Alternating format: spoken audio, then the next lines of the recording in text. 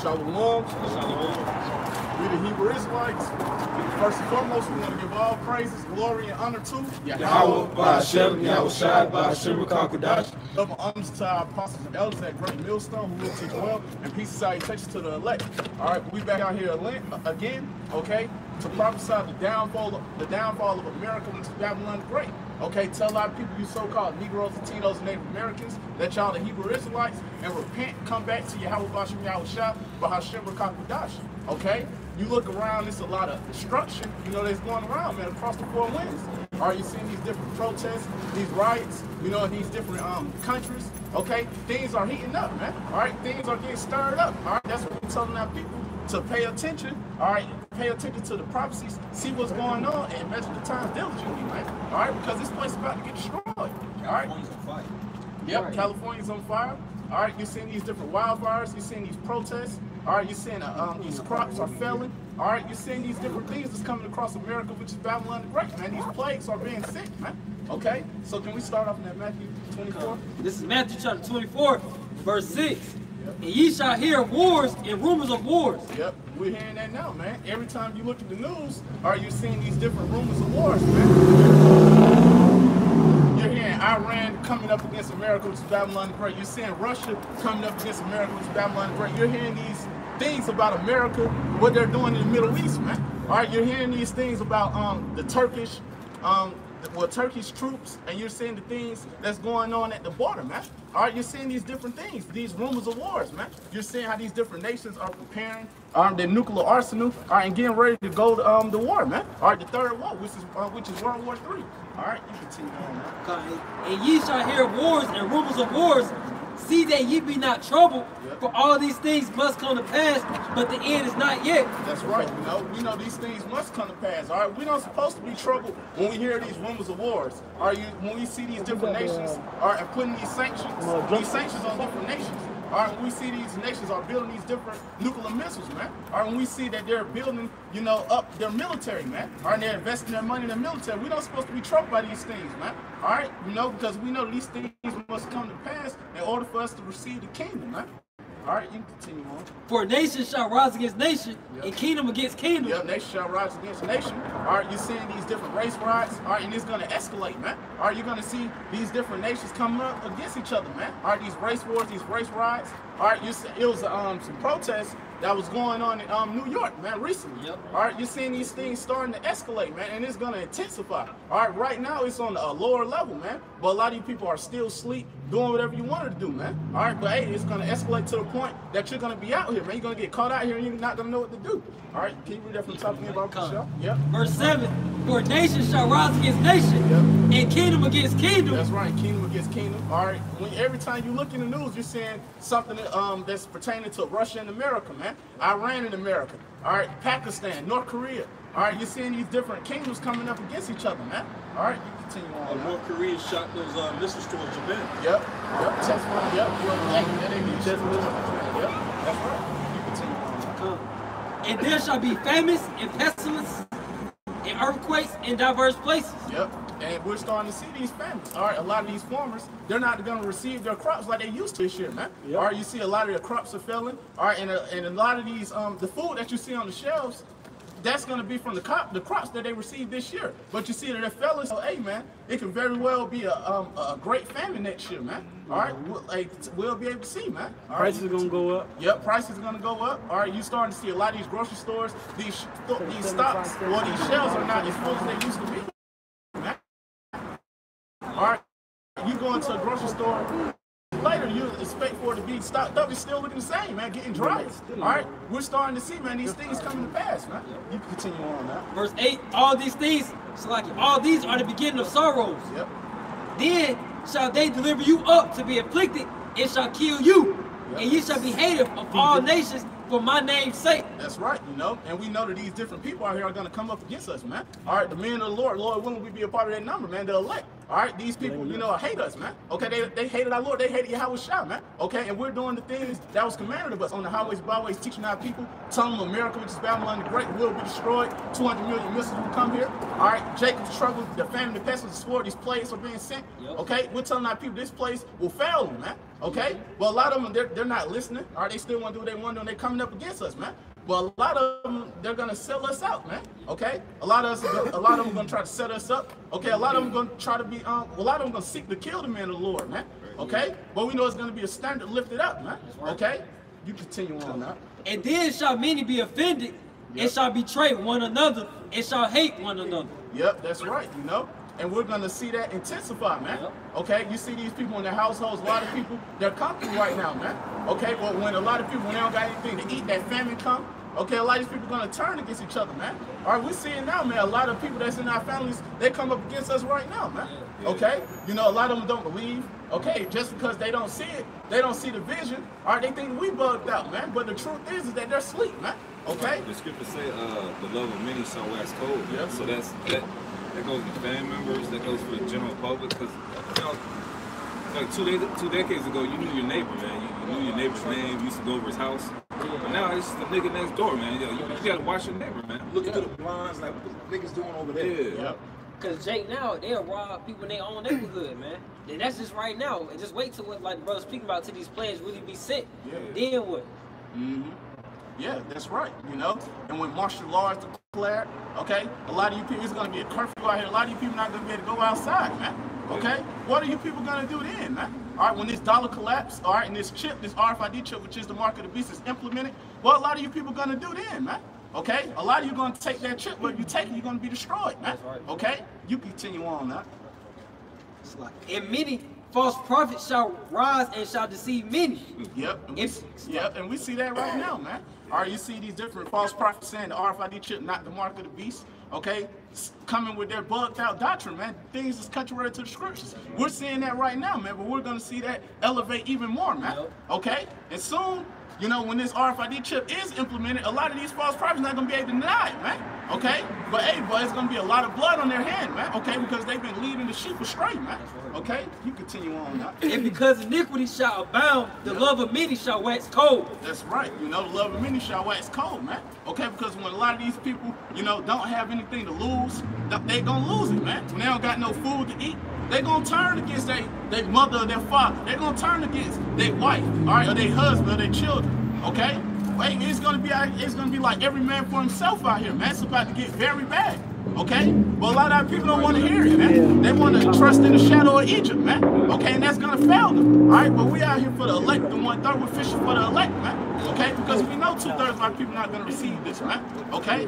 So matter of fact, when you get that 6 address, 15, you can start at 2. Alright, this is second. Let me start at 1. Yeah, you start. Alright, 2nd Ezra 15:1. Behold, speak thou in the ears of my people the words of prophecy, which I will put in thy mouth, saith the Lord. That's right. He put it into the mouth of his prophets. All right, that's what we out here, you know, prophesying, you know, the things that's written in the scriptures, man. Okay, telling our people America, which is Babylon the Great, will be destroyed. The race wars, the riots, these things are coming, and we're starting to see them, man. All right, we're in Jacob's trouble right now, man. Okay, but it's gonna intensify, man. It's gonna get worse out here, man. Yeah, Atlanta's a murder. It's a murder capital. Oh yeah. You know, like you said, it's Jacob's trouble, man. It's shootouts on on the east side all the time, man. Yeah. You know, every time you come in your neighborhood, you hear gunshots, man. Yeah. All right, you know, but I heard something this morning. Yep. I heard something last night. I heard something this morning. See, it's like 5 o'clock. Yep, and you see this right now, and people are still able to go to the store.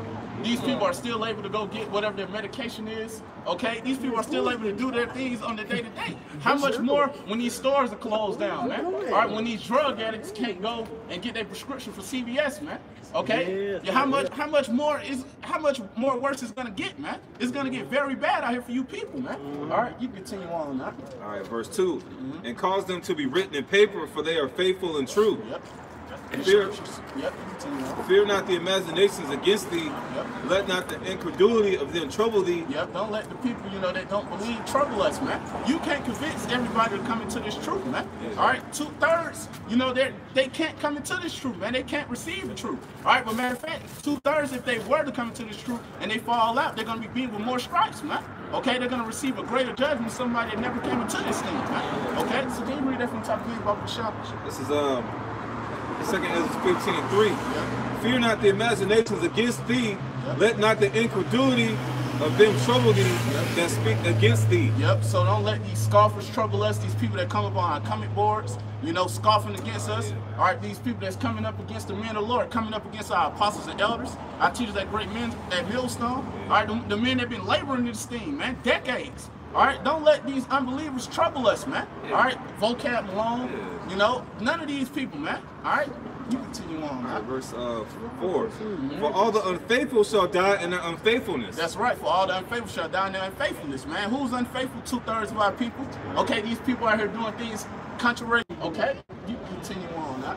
Behold, saith the Lord, I will bring plagues upon the world, the sword, famine, death, and destruction. Yep, and these things are coming, man, upon the world, man. And we're starting to see these things, man. Okay, like I was saying, they're going to intensify, man. It's going to get worse, man. We see famines in certain places right now. We see it in Venezuela, all right, in these different places, man. But a lot of these people in America, just because they can go through a drive-through, they act like nothing is going on around the world. They're like everything is good, man. Okay, but it's going to come to this place real soon, man. To the point that you can't go get none of these. Ain't no more drive-throughs at Chick-fil-A, man, for you niggas, man. Popeyes, none of that, man. Okay? You know, these things are going to be sent, man. These plagues, all right, pestilence, all right? You know, it's going to be different diseases that's going to be let out from the CDC.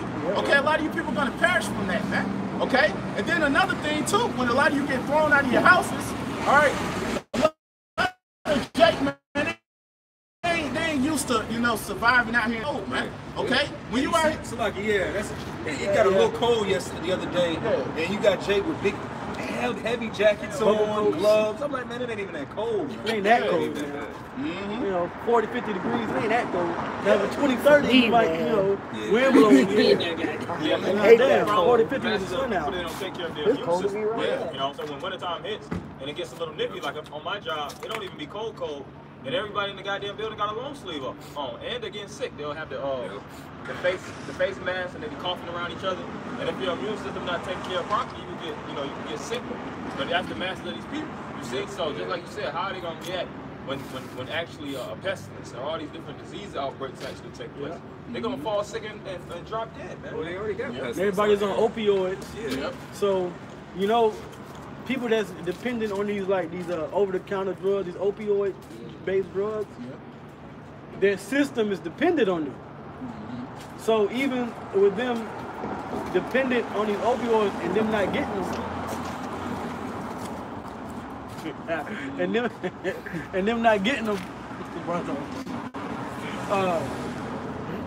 their immune system is even weaker. Because their immune system they got used to having those substances in his body, so it's even weaker then.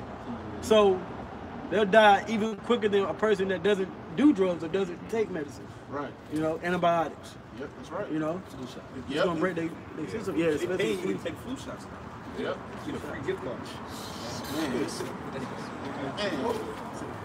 Matter of fact, you really got to drink on 2nd Ezra 15:5. Behold, saith the Lord, I will bring plagues upon the world, the sword, famine, death, and destruction. Yep.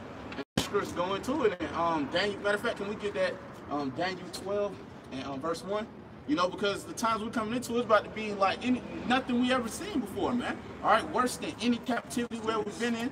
Okay, worse than anything we experienced, man. Worse than slavery. Okay, worse than being chained up, man. All right, the times that we're coming into, man. All right, I seen a video, you know, recently. You know, it was like some type of robot. All right, that was shooting some different type of ARs. All right, he had a pistol. You know, and they was pushing him on the ground. He was shooting up on the ground. Jumping. It was fake.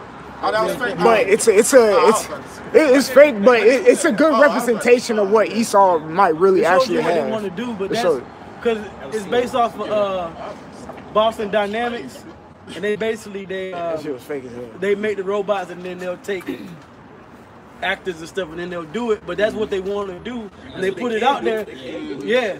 Because they want to get a reaction out of the people to see when he starts. Hey, well, shit, Obama want to play around and say we do have an Iron Man, like he's just making light of it, but more likely they really do. Like Iron Man is probably primitive to Esau at this point. They got a lot of shit. You gotta realize they got stuff that they got stuff that is gonna make another entity crack crack the heavens and from another dimension. Right. You know what I'm saying? Like they got stuff. That was Transformers. Was it the Dark Side of the Moon or whatever? And Yeah, Dark in of the that Moon. one, remember the whole point the government, that secret government wanted was that seed so they could do what? Create their own Transformers. Uh-huh. That was what Ultra. Well, yeah, and if you look at the movie, you see them. They allow Optimus and them to like be a part of the military, but they got to be able to study them. Yeah. They would study them, like you can see like certain Transformers was like being studied and watched over because they want to create their own force, and America wanted the technology first. And then, just with Esau showing those type of things, Esau probably really has something like that, man. Okay, but it's probably classified and it's not going to be released. It's the thing is get very bad out here, man. When a lot of these troops, these foreign troops come in with these martial law troops, all right, we're going to see what he really has, man. Because this devil about to get took out of rulership, man. Okay, he's going to do everything that he can, to prevent it, man. So can you get that Daniel 12? This is Daniel chapter 12, verse 1. And at that time shall Michael stand up, the great prince which standeth for the children of thy people, and there shall be a time of trouble, such as never was since there was a nation, even to that same time. And at that time thy people shall be delivered, every one that shall be found written in the book. That's right, the time of trouble that we never seen before, man. Okay, to the point that we know that our Lord Yahushua, will have to come back and help us, man, with the Archangel Michael, man. Okay, because Esau Edom, he's about to come down with great wrath on our people, man. This devil goes to it in Revelation 12 and 12. Okay, he's about to get took out of rulership. So what he's gonna do? He's gonna try to destroy our people, man. Okay. Well, he brought out Daniel 12:1 was speaking about Esau's stuff. He said this will be a time that no one's ever seen. Well, shit, we ain't never seen all what Esau got. Right. So of course it's gonna be a time that we never seen. Yep. So we gonna see things that Esau has that we've never seen. We see an AK. We see M4s. We see airplanes. We see nuclear weapons. We see nuclear weapons. What about the things that are unseen that Esau is storing? I'm not trying to, put that in your head. Oh, be scared of Esau. No, because we got the spirit. Because But you got to think, the scriptures say what? That he shall ascend into heaven and be like the Most High. He has a real pride spirit. Esau's pride is not because he got a lot of money. That's a nigga's way of getting pride. Esau's not proud because he got a lot of women. It's his capability, his resources, his ability to take an idea and create it, to manifest that idea. Like, I want this type of weapon, and I don't care. Like, I'm gonna put $6 trillion to it, and it's gonna happen. Or I'm gonna kill the scientists and find another scientist. That's Esau. it's gonna be a time we never seen, man. It's gonna be a time we never seen before, man. It's things that's classified right now that Esau has that's gonna be revealed in those times, man. Okay? So like it, man, because just like Esau got things that are classified that, well, go read Wisdom of Solomon and you're gonna see what the Lord has classified that we ain't never seen. Beast newly created, Leviathan coming out, apparitions coming out, all these things that people ain't never seen, all these things are gonna counteract Esau. People being beamed up in the fathership. That's something that was never seen before in this time. So there's going to be a lot of things that a whole country ain't never been seen before. Like a whole country. Even ancient Sodom and Gomorrah was rebuilt. Yep. Yeah, I was watching I was watching a video earlier this morning, and it was basically that they was talking about it was a city in Russia in the 50s.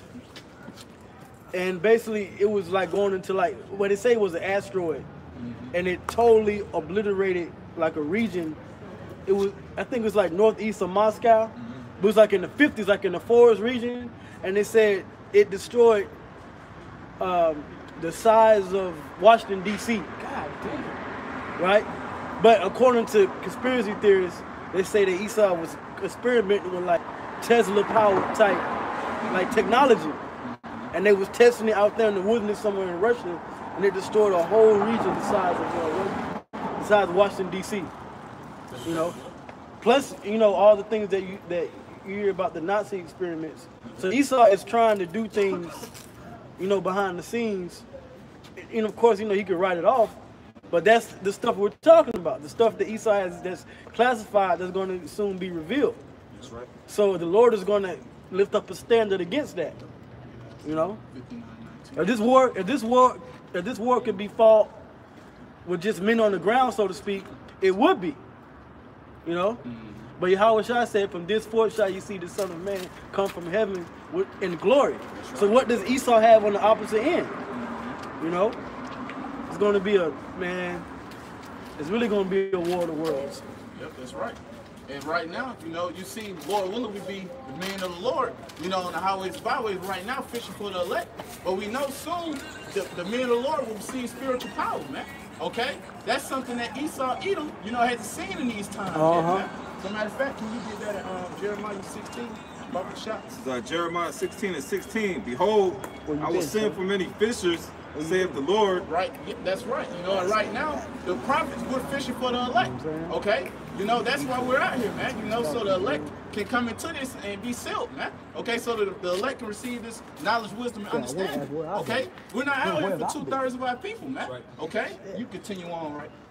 Behold, I will send for many fishers, saith the Lord, and they shall fish them, and after will I send for many hunters. That's right. That's right, many hunters. All right, so we know the same men that's out here fishing, the men that you see, that you ride by, you know, make scoff at. You see them fishing right now. Soon, they're going to turn into hunters, man. Okay? Doing what? Hunting you wicked people down, man. Destroying the wicked, man. All right, the men of the Lord, they're going to receive spiritual power. Okay? They're going to do great things, man. Okay? You continue on in that, all right? It says, and they shall hunt them from every mountain and from every hill, and out of the holes of the rocks. That's right. We know mountains represent governments, man.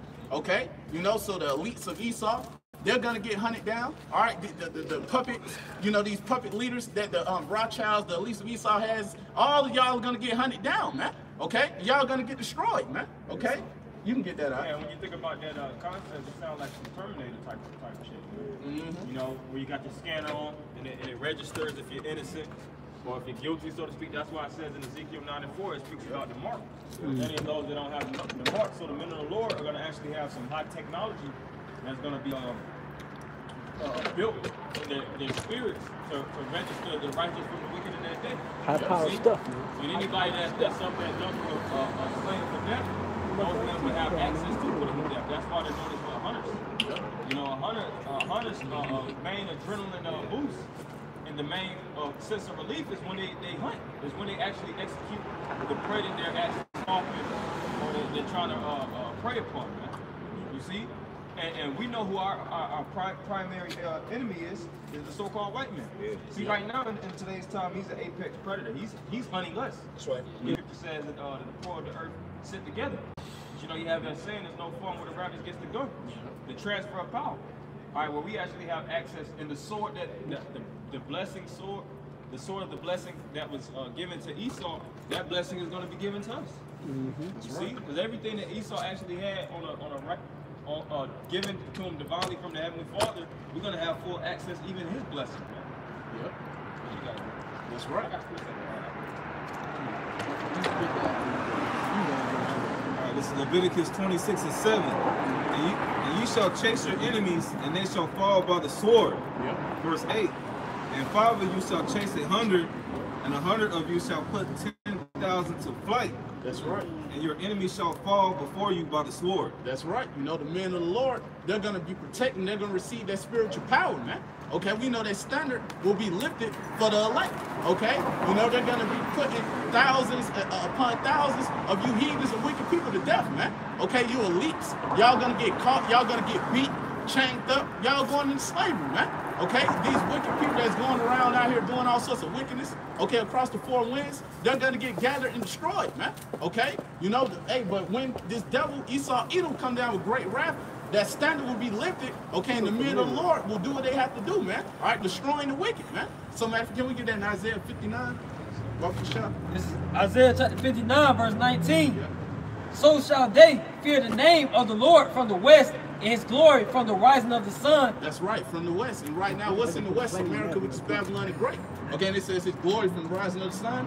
Okay, so we know that's the east to the west. Okay, and we also know our Lord, Yahweh Shah, when he returns, he's going to come from the east, okay? Over here to America, which is Babylon. Shall come in like a flood. Okay, who's the enemy? All right, Esau, Edom, you other nations. All right, y'all our enemies, man. Y'all going to come in like a flood on who? The Israelites, man. The so-called Negroes, Latinos, and Native Americans. All right, but what's going to happen when y'all come in like a flood on us, man? All right, you can continue on now.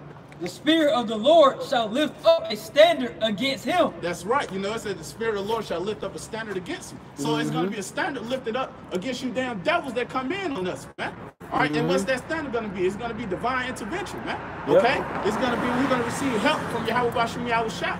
Okay? You know, and whether it's brothers, you know, that receive spiritual power right at that time, or the Lord make a way from them to escape, you know, with the angels around them protecting them, man. But we know it's going to be divine intervention when you damn devils come in on us, man. All right, so that's why we're not afraid of you, man. Like that show, Raising Dion on Netflix. You know, he was a child with the power, you know, but the Lord's going to give that power to actual men. The men that's teaching, you know, teleporting, like brother said, a way to escape. That's really what the standard means, a way to escape. So you be able to teleport, you know, you be able to call lightning out of the sky, fire from your mouth, super strength, fly, okay? Yahweh Bashim Yahweh Shai is setting us up in this time now to be able to, you know, to get that power. Because Esau got some stuff out here, man, you know? You got this one guy on YouTube, I don't know if brothers ever seen his page, but he basically tried to downplay spiritual power, man. Why you don't want super strength, why you don't want to actually be able to know how to fly. You know what I'm talking about? Oh, you talking about because science? I think it's because the Edomite dude. Yeah. Well, I get what he's saying, but this is beyond science. The Lord going to do something that they can't explain, you know? But see, Esau, he really wants to, whether consciously or subconsciously, he don't want us to get want us to tap into that power, man. Yeah. Why you don't want super strength? Hey, I don't want super strength to goddamn test me in my support. Man. Right. Like, you know, well, some niggas. Stuff on, yeah. Trying to write with your pen or, you know, oh yeah. You have certain things like that. Something you might grab might automatically break and things like that. Yeah, I mean, you use my hand to break backs, man. That's right. The men of the Lord want to possess that power. He said, why you don't want to do a superhero landing? Nigga, I'm going to do a superhero landing. He actually had, he used it for that. I'm going to crush country. It's spiritual power. They came together Esau feel like, Esau feel like if he can scientifically explain it, and it makes sense only up to a certain point. But then when the spirit kicks in, the spirit is gonna overtake. It's supernatural. It's a turn. Second Ezra 69, you got it, bro. That's right. You know, this is the fall of Edom, and they won't rise again after this, man. Okay, these Edomites, Esau, Edom, they know that they're losing, you know, their power, man. Okay, they know that they're slowly being took out of rulership, man. Okay, and they can't do anything about it. All right, the script's going to in the Job. Matter of fact, we get that Job 14. Verse 5 off the shot. But we know, hey, this so-called white man, you know, he has appointed time, you know, that he can't pass, man. You know, being in rulership, man. Okay? And he's approaching that time. All right, so we get that off the shot. This is Job chapter 14, verse 5. Yep. Seeing his days are determined. That's right. Seeing his days are determined. Whose days are determined? Esau, Edom. All right, you can continue on now. The number of his months are with thee. That's right. With who? Yahweh Bashim Yahweh Shah.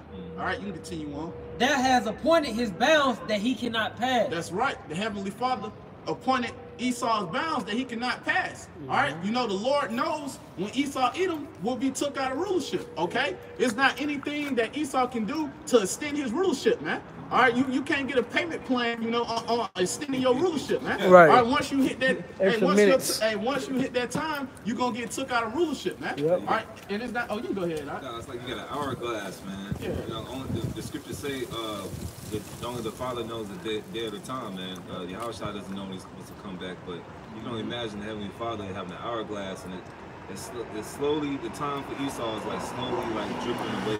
Yep. Can't do nothing about it. Esau want to grab that hourglass and turn it right side up. Yep. That's right. Ain't gonna work that, Jack. That second one gonna sound, and that's it. That's it. Nothing that Esau can do. All right, you know, that's why you see, you know, he does all these different things to try to keep our people oppressed, man. Okay, but we see the prophets are raised up. All right, Esau knows that's his downfall, man. All right, seeing the prophets out on the highways, byways, prophesying his downfall, man. Okay, and there's nothing that Esau can do about it, man. All right, and the fluoride in the water ain't work. The GMO food ain't work. The chemtrails ain't work. all right, you know, trying to take away, you know, our books and everything that we had. All right, that didn't work, man. All right, through the spirit and power of Yahweh Bashmi Yahushua, all right, we was able to receive this truth, man. Okay, and Esau can't do anything about it, man. You continue on. Verse 6, turn from him that he may rest till he shall accomplish as a hireling his day. For there is hope of a tree, if it be cut down, that it will sprout again, and that the tender branch thereof will not cease. Though the root thereof wax old in the earth, and the stock thereof die in the ground. Yeah, that was man. You know, but hey, Esau, either they're not gonna rise again after this, man. The Lord knows the time that He's gonna get took out of rulership, and who's up next? All right, our Lord Yahweh Shai is gonna establish His kingdom on earth. All right, and we're gonna be joint heirs with the Lord. We'll be a part of the elect. Okay, but we know the nation of Israel is next up. Okay, not the rest of you damn heathens. Okay, not you Russians over there, not you Elamites. Okay, none of you heathens, man. No matter how much you try to advance your nuclear arsenal, all right, invest in your military, all right, it's nothing that you can do, man, because none of y'all heathens will rise, man. Okay, into power. Okay, yeah, hell yeah, especially, you proud Moabites, man. I can't wait to have you in chains, man. All right, matter of fact, we get I got a scripture for them. Oh yeah, you get Psalms 2:1, Mama Kasha. Yeah, that's right. You know, because hey man, it's nothing that you other heathens can do as well, man. All right, y'all was joined with the so-called white man in our downfall. Okay, having us oppressed with them, going to your summit with them, summit meetings with them. Okay, trying to do what you can to keep us oppressed at the bottom, looking down on our people. Okay, yep, never standing up for us, seeing what's happening to us. All right, serving our people bad food. All right, overcharging our people at these gas stations. All right, you know, speaking in y'all different tongue, things that we don't understand, you know, against our people. All right, all these things, man, y'all gonna have to ask for that too, man. So you can get that in Psalms 2. This is Psalms chapter 2, verse 1. Yeah. Why do the heathen rage? That's right. Why do the heathen rage? All right, you know, you see different articles. You may is China the next, you know, ones to be up. All right, it's China up next. World economic power. Yeah, it's the world economic power. Is Russia up next? All right, but the truth is, we know Yasharallah is up next. That's right. Okay, starting with our Lord Yahweh Shai, because His kingdom is going to be established on earth. All right, no matter how much you heathens, you know, try to, you know, do whatever you can do, advance in your military, seeing the downfall of America, being in the bed, you know, with this whore. All right, it's not the signs of Esau, Edom's downfall is y'all downfall as well, man. All right, because y'all joined with them to y'all confederate against us, man. Psalms 83rd chapter goes into that, man. All right, you continue on, man. The Heavenly Father's kingdom is still even going on now. Yeah. Because really that deadly wound, which was, this is nothing but Rome all over again, Rome fell, and that deadly wound healed.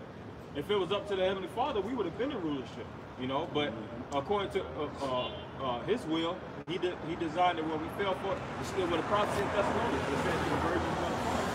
You know, they shall basically fall asleep, and the son of perdition shall be revealed. Oh, lest there be a falling away first.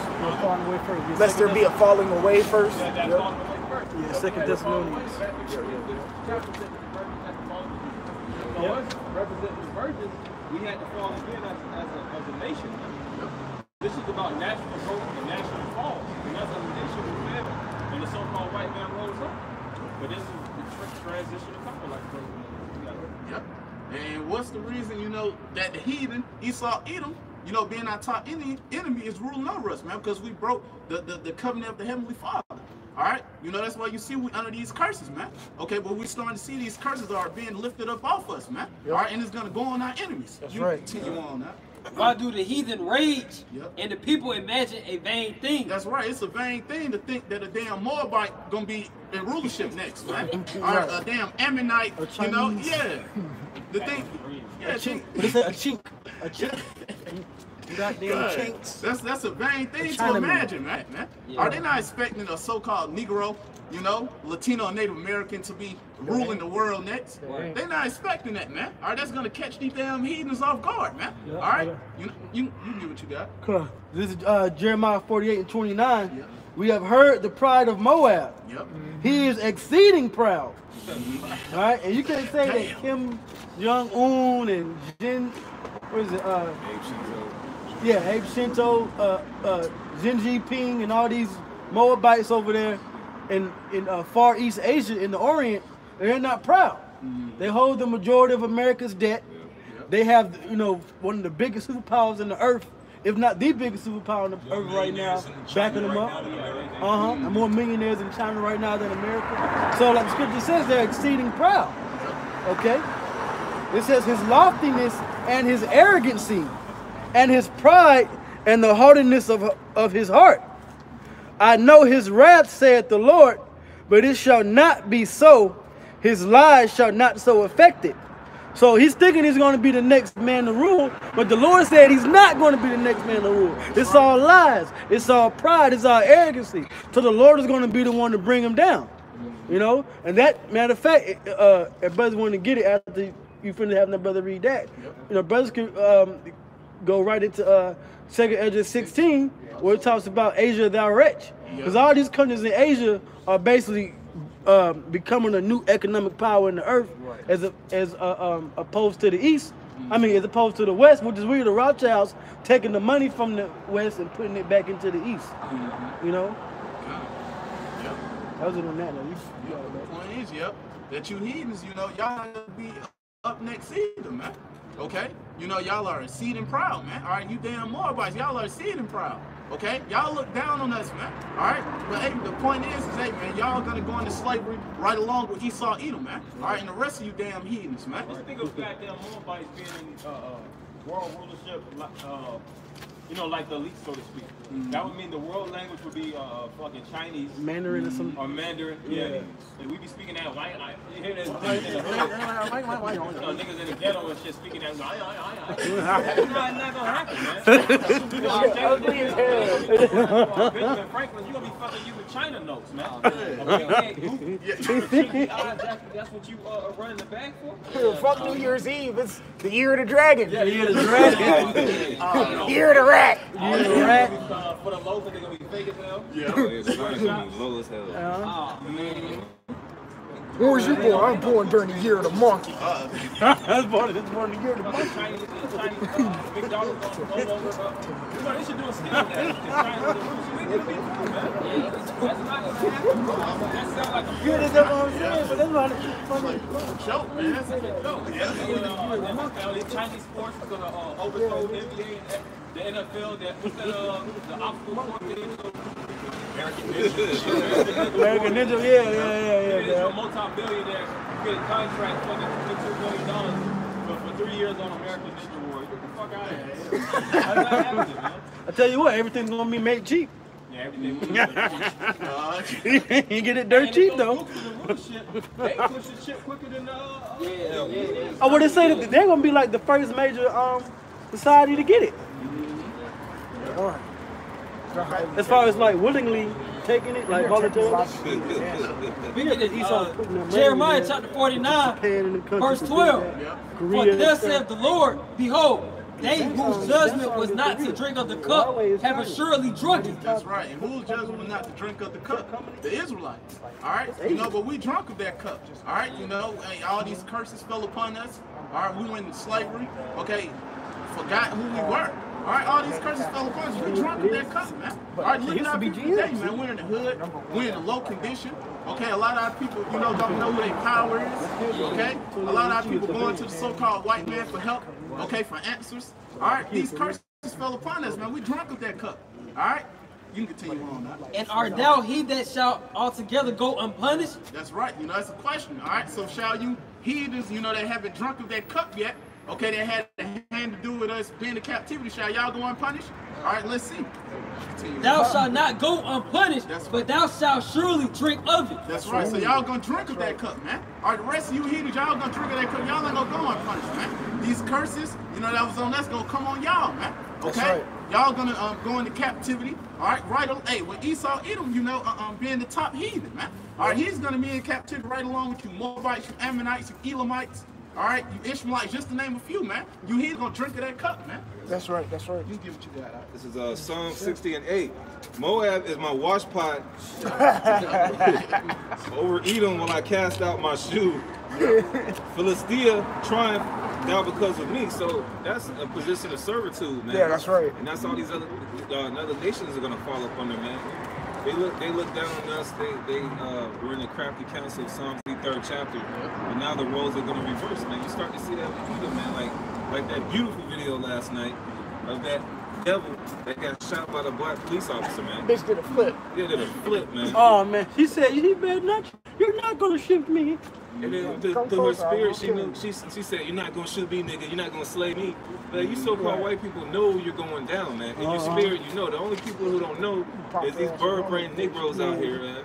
But your spirit, you feel it. Even like you had comedians like C.K. Lewis that said, "It's good to be a white man now, but we gonna pay for it, man." So in your spirit, all these other nations know that they're in this coming. Yep. They know it. Yep.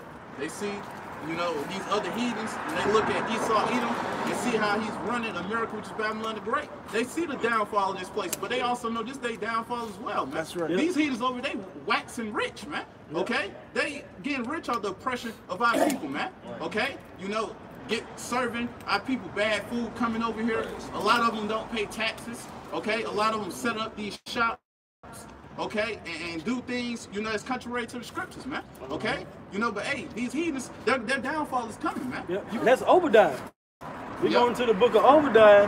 It says that they shall narrowly look upon thee, meaning that they're going to look down upon you, you know, down upon your morals and your standards of what you pushing forth out here, man. That's right. And then you know, the main thing is, you know, your money, you know, and the money system. So what's going to happen? What's going to happen is these nations they're going to take advantage of you, and that's beginning to happen now. You know, oh yeah, we'll take your debt. Just give us all your debt, and when you can't pay us back, that's your ass, Mr. White Man. The quote pops. Mr. Postman. Lamentations chapter 4, verse 21. Rejoice and be glad, O daughter of Edom, that dwellest in the land of Uz. That's right, you know, rejoice and be glad. Okay, O daughter of Edom. Okay, so you Esau, Edom, you know, go ahead, rejoice and be glad. You know, because your time of rulership is about up, man. Okay, do whatever you know you please to do, man. Okay, because after this, man, you're going into slavery, man. All right, you continue on now. The cup also shall pass through unto thee. That's right, and that cup gonna pass on to y'all, man. Okay, and y'all gonna receive double that cup, man. Okay, you know all the wickedness that y'all did to our people.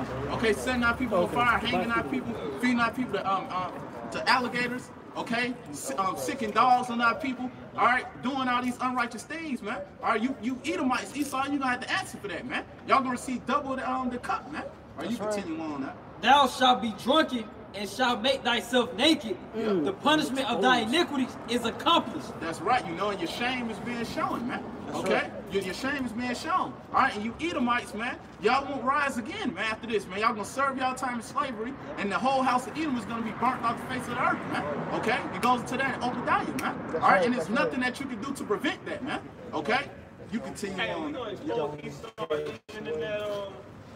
Even when we're in rulership too. Because one of the worst ways to you know, destroy somebody is mentally, man. Telling them the truth. All these different devils, they have all these different standards. When you're ready. You know, they have alternate all kind of archives, all the type of wickedness, like it's, which is a small thing, but I'm just giving an example. Like the whole thing with Donald Trump and that conversation he was having with the Ukrainian president, they basically was, you know, they vaulted the information and they was asking for the transcripts. You know, but through the spirit, we're gonna be all knowing in that day, and we're gonna know all this information about these devils, the information that they've been you know, keeping you know, classified, all the type of devilish acts, whether the presidents or the prime ministers, the mayors, the politicians that's going overseas, all the filth business that they're doing, and we're gonna tell them about themselves, man. Of course, we're gonna be destroying them, but we're gonna expose them, man. You know, so-called Negroes like the roast, man. Like, man, you was doing that. You know? That's what's gonna make us. That's what's gonna make us even angrier. That's when really the Lord can really start putting the anger of the Lord in us, because we gonna know what He knows. The stuff that we don't know is what the Lord knows. So the more we find out, the more angry we get, the more of a fucking ass whooping Esau gets, man. That's right. You know, to put it plainly. The Lord's protecting our minds right now. Because if we really saw the things Esau was doing, man, we would bug out.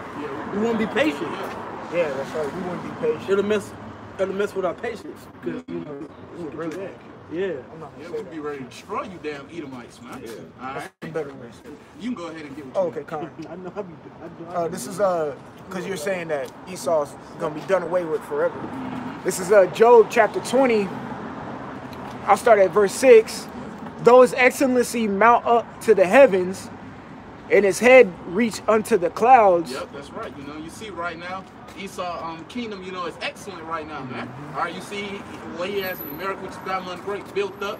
All right, you know, it's excellent right now to him, man. All right, you see his military, you know, his military might, you know, it's up there with the best around the world, man. All right, this devil is proud, man. You continue on. Come on, it says, verse 7, yet he shall perish forever like his own dung. That's right. Yeah, he shall perish forever like his own dung. Okay, and that's what's going to happen to the whole house of Esau, Edom. Okay, you know, just like when you use the bathroom, you flush toilet, you ain't worried about, damn, did it make it down to Mississippi, man? You know, we ain't gonna worry about it, man. You know, you take a note. Give me a call when you make it to the other side. Right. Give a fuck about that shit. Sure you got that. Nah, man. Once we destroy, hey, once you damn Edomite serve your time in slavery, y'all gonna be burnt off the face of the earth, man. That's right. The whole house of Esau, Edom, we ain't gonna be looking for y'all after that, man. All right, we gonna be rejoicing. Yeah. You know, Jake ain't gonna be missing no goddamn crackers, man. Like, damn, man. It's gonna get in Could there. have kept a couple of it. Nah, man.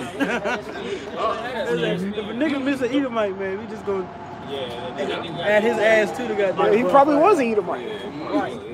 So it says, yeah, he shall perish forever like his own dung. They which have seen him shall say, where is he? Yep. Verse 8. Oh, Salaki. Yep. They see him shall say, where is he? All right, you know, and hey, we're not gonna see Esau Edom again. Hey, 2/3 of our people, they're gonna come back. All right, and the ones of them, or the people that didn't see Esau Edom, all right, they're gonna know of him, but they're not gonna see him, man. Okay, because they're not gonna be seen anymore, man. All right, it ain't gonna be no more so-called white people in the kingdom, man. All right. You can only imagine, man, us having a Urim and Thummim in that day. Seeing, oh yeah, this is Esau 2019. This is Esau 1950. Man, it's gonna be a memorial, like basically, not even remembrance of this man being on the face of the earth, man. Yep. Like in that time, you can only imagine.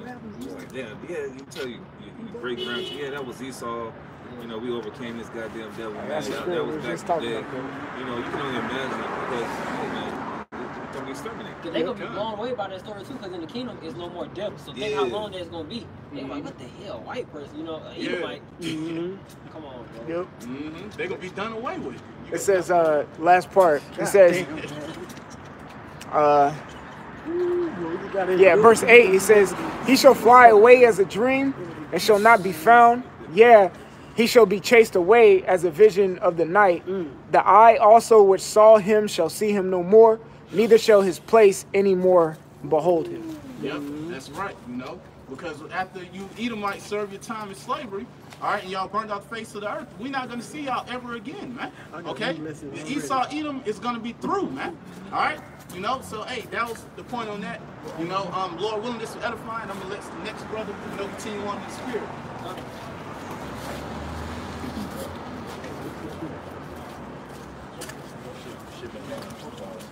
Okay, good. Foosball. Oh, you want to get on something? No, you good. I did this. A lot of the Edomites are afraid too. That's why what it says in Job, no one please the poor. Seek to please the poor? Yeah. Seek to please the poor. Especially around these times and holidays.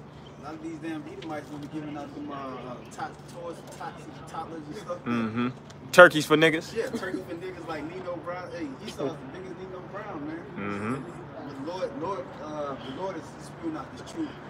And Jake, y'all need to listen up, man. We're in a time where it's going to be real important to get this truth. And the Lord about to close the door, man. Brothers' pages are getting clipped like a hoe. Clipped. Satan, man. And we just put it right back up, you know? Right. Or we'll just move back to daily motion. Yeah. This is Revelation chapter 19, verse 10. It says, and I fell at his feet to worship him. I was thinking about that too. And he said unto me, see thou do it not. I am thy fellow servant, and of thy brethren that have the testimony of Yahushua, worship the Most High. For the testimony of Yahushua is a spirit of prophecy. Yep, and that's what we are here to do, to testify about the prophecies to come. And one of the great prophecies is the mark of the beast. Oh yeah. The mark of the beast is going Yeah, baby. A lot of these stores, even the nearest trap drug convenience store, Jake is using his cell phone to pay for his items. They're not paying the cash no more. So we eagerly looking for that day because this captivity is draining our spirit, man. It is. Oh, man. Day by day. You working all day at your job. You ain't got time to even build yourself up. To bring in nothing. Yeah, fair enough, you have your responsibilities, but at the same time, it's not edifying our soul. We don't really need a job. We need to get our shot. He the one who put us in this captivity. Yeah, this is like a real vampire system, man. When you watch shows and concepts pertaining to vampires, they primarily just drink your blood for power, man. And the individuals that get their blood drunk, what happens? They be sedated, so to speak. They be real dormant, you know. They basically get drained out, and that's how the system is. Esau doesn't have to literally sink his physical fangs into your skin for you to feel drained out. This system of just living here, like you said, whether it's the work, whether it's the bills, whether it's the responsibilities, it's always something that's weighing on you in the system. You know? And most I did say, Michael, that this is not our rest. That's not a rest. What about souls? That was not bad. rest. Here it is. You thinking that you walk that day, but they got you on phone calls. And we'll call you. And we'll call you. Out of your sleep. And if you don't get that, then you fire. That's the real metaphor of hell. Esau firing from a job that's making you that's the way of life of living. That fire, he's the fork. He's the devil with the pitchfork. He's gonna put you in hell when you fire. This is 2 Peter chapter 3 and 12. Looking for and hasting unto the coming of the day of the Most High, where the heavens being on fire shall be dissolved, and the elements shall melt with perfect heat. Yep, and that's what we're doing. We're hastening the times. How we hasten the times? Putting up videos, meeting up with each other, being tight-knit, like the brother said. What do you say? Honor the King, love the brotherhood, second Peter. So that's what we're doing. Hasten the day so we can get the hell up out of this captivity. It's a long list of things that we can get into. But primarily we get into these prophecies because this is what the Lord is going to do. He said it was going to happen. It's going to happen. Like he said, it was going to be captivity in Deuteronomy. In the time of Moses, Deuteronomy chapter 28, he did it. When we wrote the law, statutes, and commandments, time after time, the Lord had did it. He said he's going to send us a Savior, and he did it. So in these times, the Most High is going to commit what he said about the mark of the beast, about young and old people should be utterly slaughtered in the streets. Go ahead. Okay. I got some too. Okay. This is Isaiah 51 and 14. The captive exile hasteth that he may be loosed, and that he should not die in the pit, nor that his bread should fail. And that's us. That's the scripture. And we're the captive, hastening for the Lord to save us up out of this pit, and that pit goes to a system. This system, it has chains on us, man. Though we have a lot of chains, we got a chain of our job. Job could be waiting in goddamn Gainesville or Texas, but the chain still got us, man. Oh, traffic, Yep. commute, and all the while it takes time to work these jobs or get to these jobs.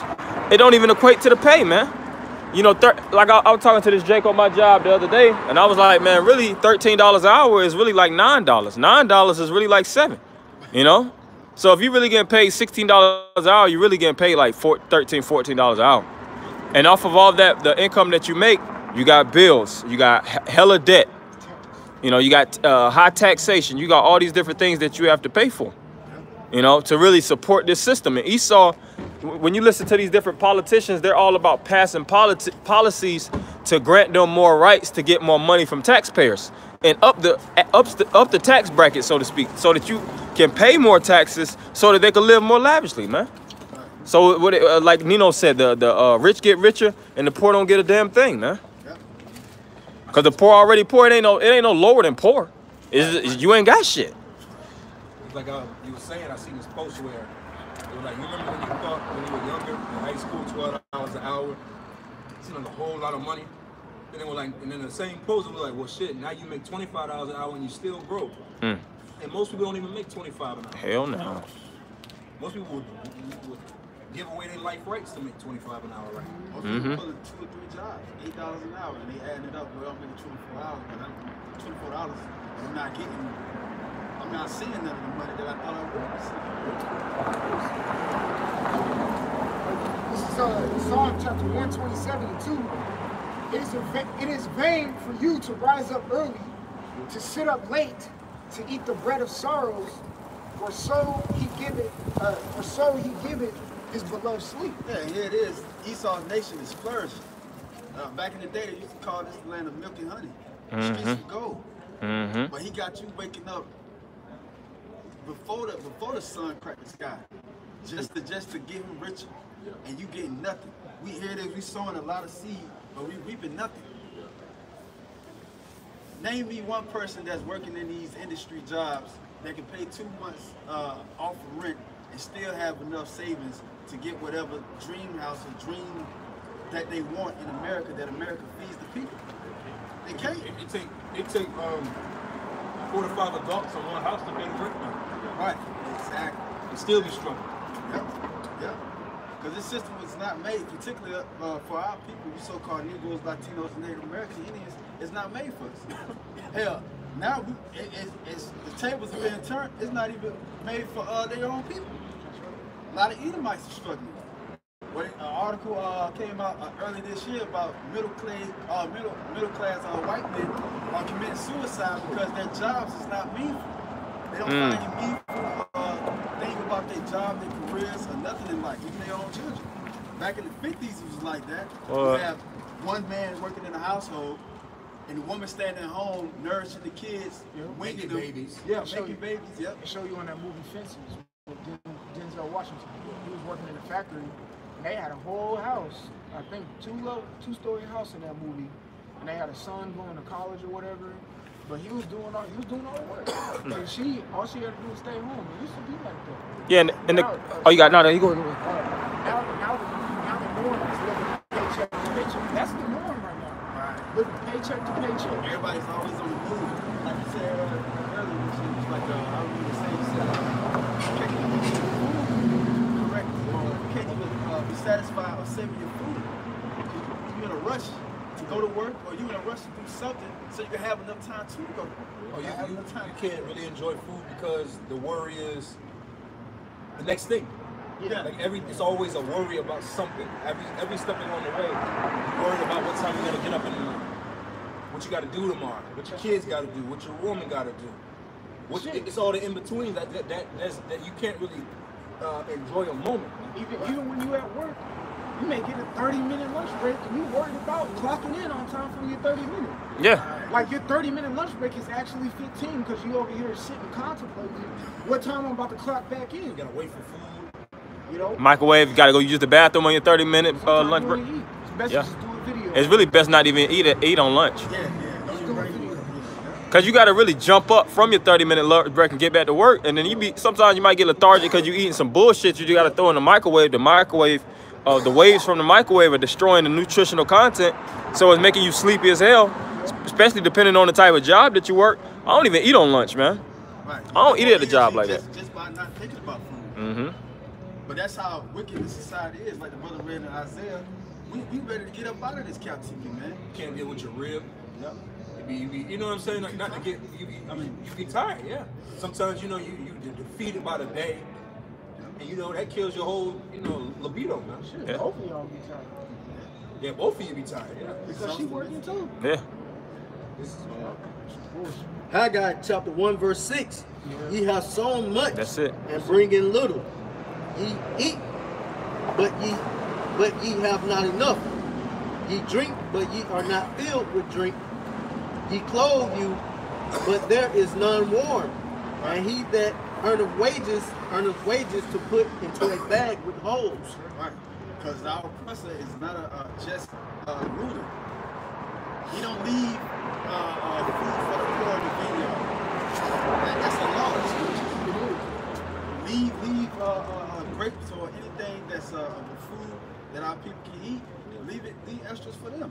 Why you need all that damn food for, man? It's only one of you. Yeah, and it's a concrete jungle. There's no, it ain't like you ride around these different parts of Georgia. And it's supposed to be the peach state. You don't see no peach trees and things of that nature. You know, peaches in abundance. And really, if this was the peach state, you would go to the grocery stores and you could buy 5 peaches for damn near $1, man. They should give that shit away with fucking meal. Yeah. And in some areas, it's damn illegal to panhandle. You can't. Oh, yeah. You can't even give out food. Yeah, you can't even give out food. I mean, they locked up a couple of people for that. Yeah, you get slapped on the wrist. Yeah, that's wickedness, man. Yeah, that was it. All right, come. This is Isaiah 10:1-2, and it says, "Woe unto them that decree unrighteous decrees, and that write grievousness which they have prescribed, to turn aside the needy from judgment, and to take away the right from the poor of my people, that widows may be their prey, and that they may rob the fatherless." Because this is a society that Esau capitalizes off of the widows, the needy, the orphans. You know, he purposely makes he benefits off of the your lowest moments. And you know what they call them? Non-profit organizations. Yep. Those so-called non-profit organizations that they want you to donate money. Look at the network of the motherfucker that's over that company. Great cross. They get you with this lucky, bro. A lot of these things that you think are good for the people aren't really. Nah, it works. Goodwill. Everybody has this idea that Goodwill and the Salvation Army is non-profit, but it's not. So they'll come to your house, take the shit that you probably can't. Like, we've all been in situations where you're moving, right? And you may not even have the time, the money, the resources to be able to move that couch or whatever. So you be like, I just give it to the Salvation Army or whatever. And the Salvation Army take that shit from you free, and they go put it in their store and sell it for a profit. Hell yeah. Why they don't give it to a family for free? Right. Where's the non-profit in selling something? Right. Come on, I was working a Goodwill, temp service. All people used to do it.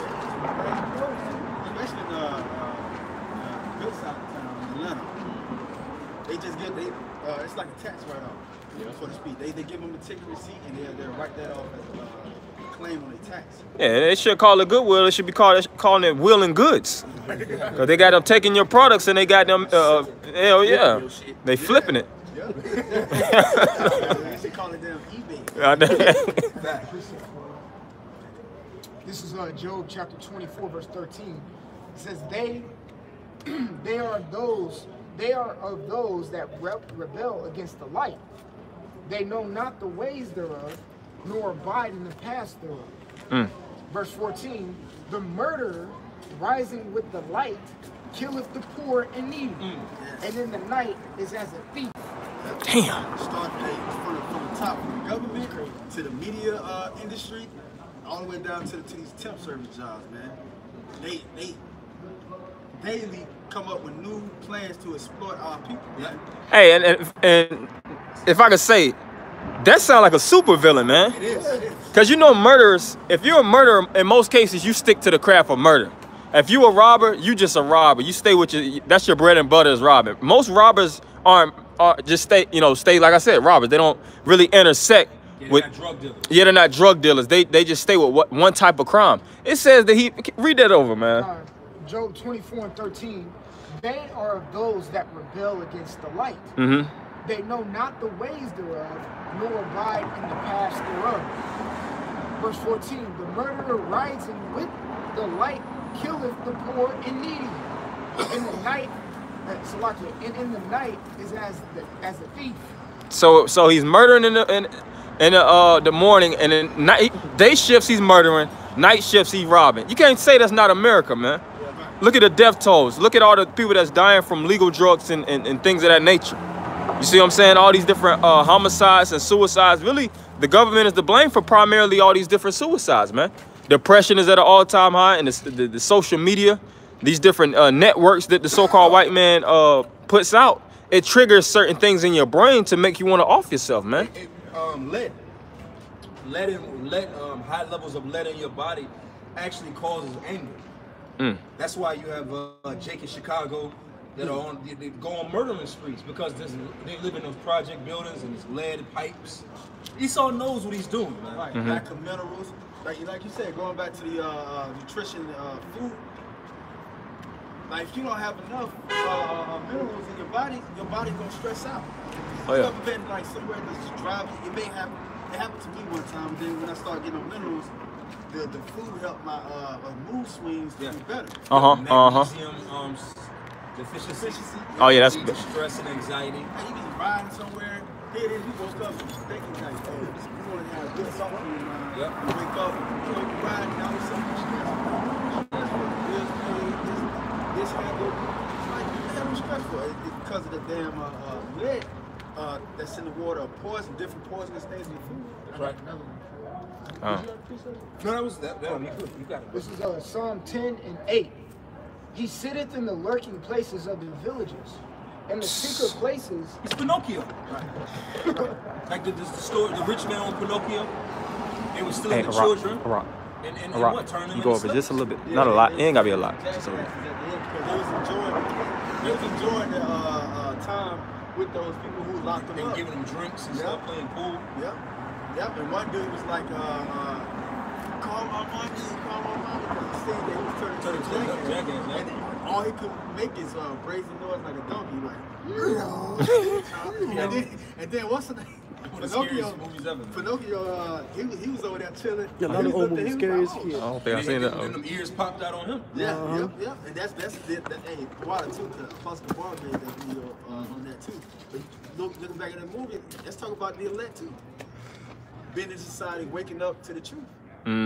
But that's what the elite do. They stand in the lurking places. You got cops on the highway, scanning your car. Yeah, with their lights off. Right. And at 10 o'clock at night. Right. That's dangerous. Looking like a goonie, man. Oh, you know, right. Hey, but you know what? Through the spirit, what they doing in South Fulton now is during with you brothers. You know, do you ever drive by the school, like school zones? Man, don't go over, man. You don't even need police out there now. They got scanners out there. They gonna start sending bills in the mail behind us. Mm-hmm. So if you going 10 miles over just on some getting through, and you think you sweet, now they gonna send that shit in the mail. $75 fine, $100 fine. Sure, they send it to a collection. I'm just gonna come out straight. You know them the buses. When they stop, the buses. They got cameras. I got a ticket. This shit was $250. Them bus tickets is expensive as fuck. They don't play that. It was on the totally opposite other side of the street. You can't go past them. You gotta stop. When they got that stop sign, everybody gotta stop. Oh yeah. I'm gonna say, and here it is. Esau is the reason we feel like we don't have enough time. We're in a rush, but then you go too fast. Look, he got us in his trick bag. Yeah, it's a trap. It's a trap. He literally programs us to where we're always in a rush. We gotta get there, and then we pass a fucking school bus, and he send your ass a ticket. Like, what you want me to do? Ain't nobody crossing the street on this side. Like, how the hell you gonna ticket me riding the HOV lane without two people or a passenger in your car? They can find you for that. He creates the scenario and then give you a slap on the wrist when you got them break the law. So he created all this chaos. That's and he blamed it on the people. That's in the lurking. This is again Psalm 10 and 8. He sitteth in the lurking places of the villages, and the secret places doth he murder the innocent. His eyes are privately set against the poor. That bitch Amber guy had no reason to go in that man's house. No reason. Just going in the Jay had the right to care, like, hey, what's up? He probably in his house. You got Jay kids in the house. Yeah, I mean, he's like, hey, who got the door? And she, open the door, shooting a man down in his own home. They don't got 10. Right. Knowing damn well, that's his house. Who you know go to their own house and don't know who's in it? Like, what the don't know the window panes, framing, don't know the house setting or nothing. Unless that bitch was hot. Yeah. She had to be on some drugs. Nah, she went. She. I think they already had some conflict. When you go into the story, I think they already had some type of exchanges before. Oh really? Yeah, if I'm not mistaken. And she just blew him away. She blew him away, and that 10 years that she got is more than likely gonna be 4 or 5 years probation on good behavior. Cause they already patented her, polished her up before she even went to fucking prison, man. How do we know She even went to prison. locked up. Yeah. Esau tell us We that don't. she got time, but I don't mean it. That bitch could be somewhere in the islands on the beach right now with, you know. She's celebrating from that shit. Celebrating.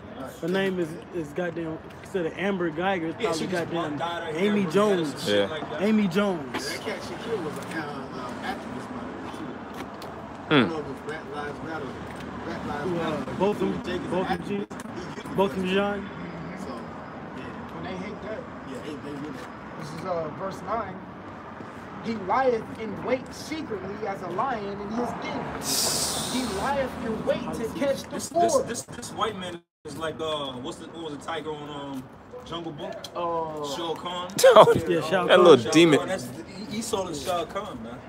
He just waits. He's always looking to get you into, just to trap you up and to devour you. The scriptures say that Satan is as a lion that's looking, that layeth waiting to devour, man. Seeking who he may devour. Yeah, seeking who he may devour, man. Esau is always just lurking, man. He's cameras. He's in your house. He's in your pocket. Online. He's in your pocket. He's on every aspect of your. Let him hit you with this, right? How he did this technology of Big Brother watching is heavy, man. I'm watching. This brother put me on Dolomite, right? How I watch Dolomite on Netflix, right? On my Ribs Netflix, not mine. I don't even got the app on my phone, nothing.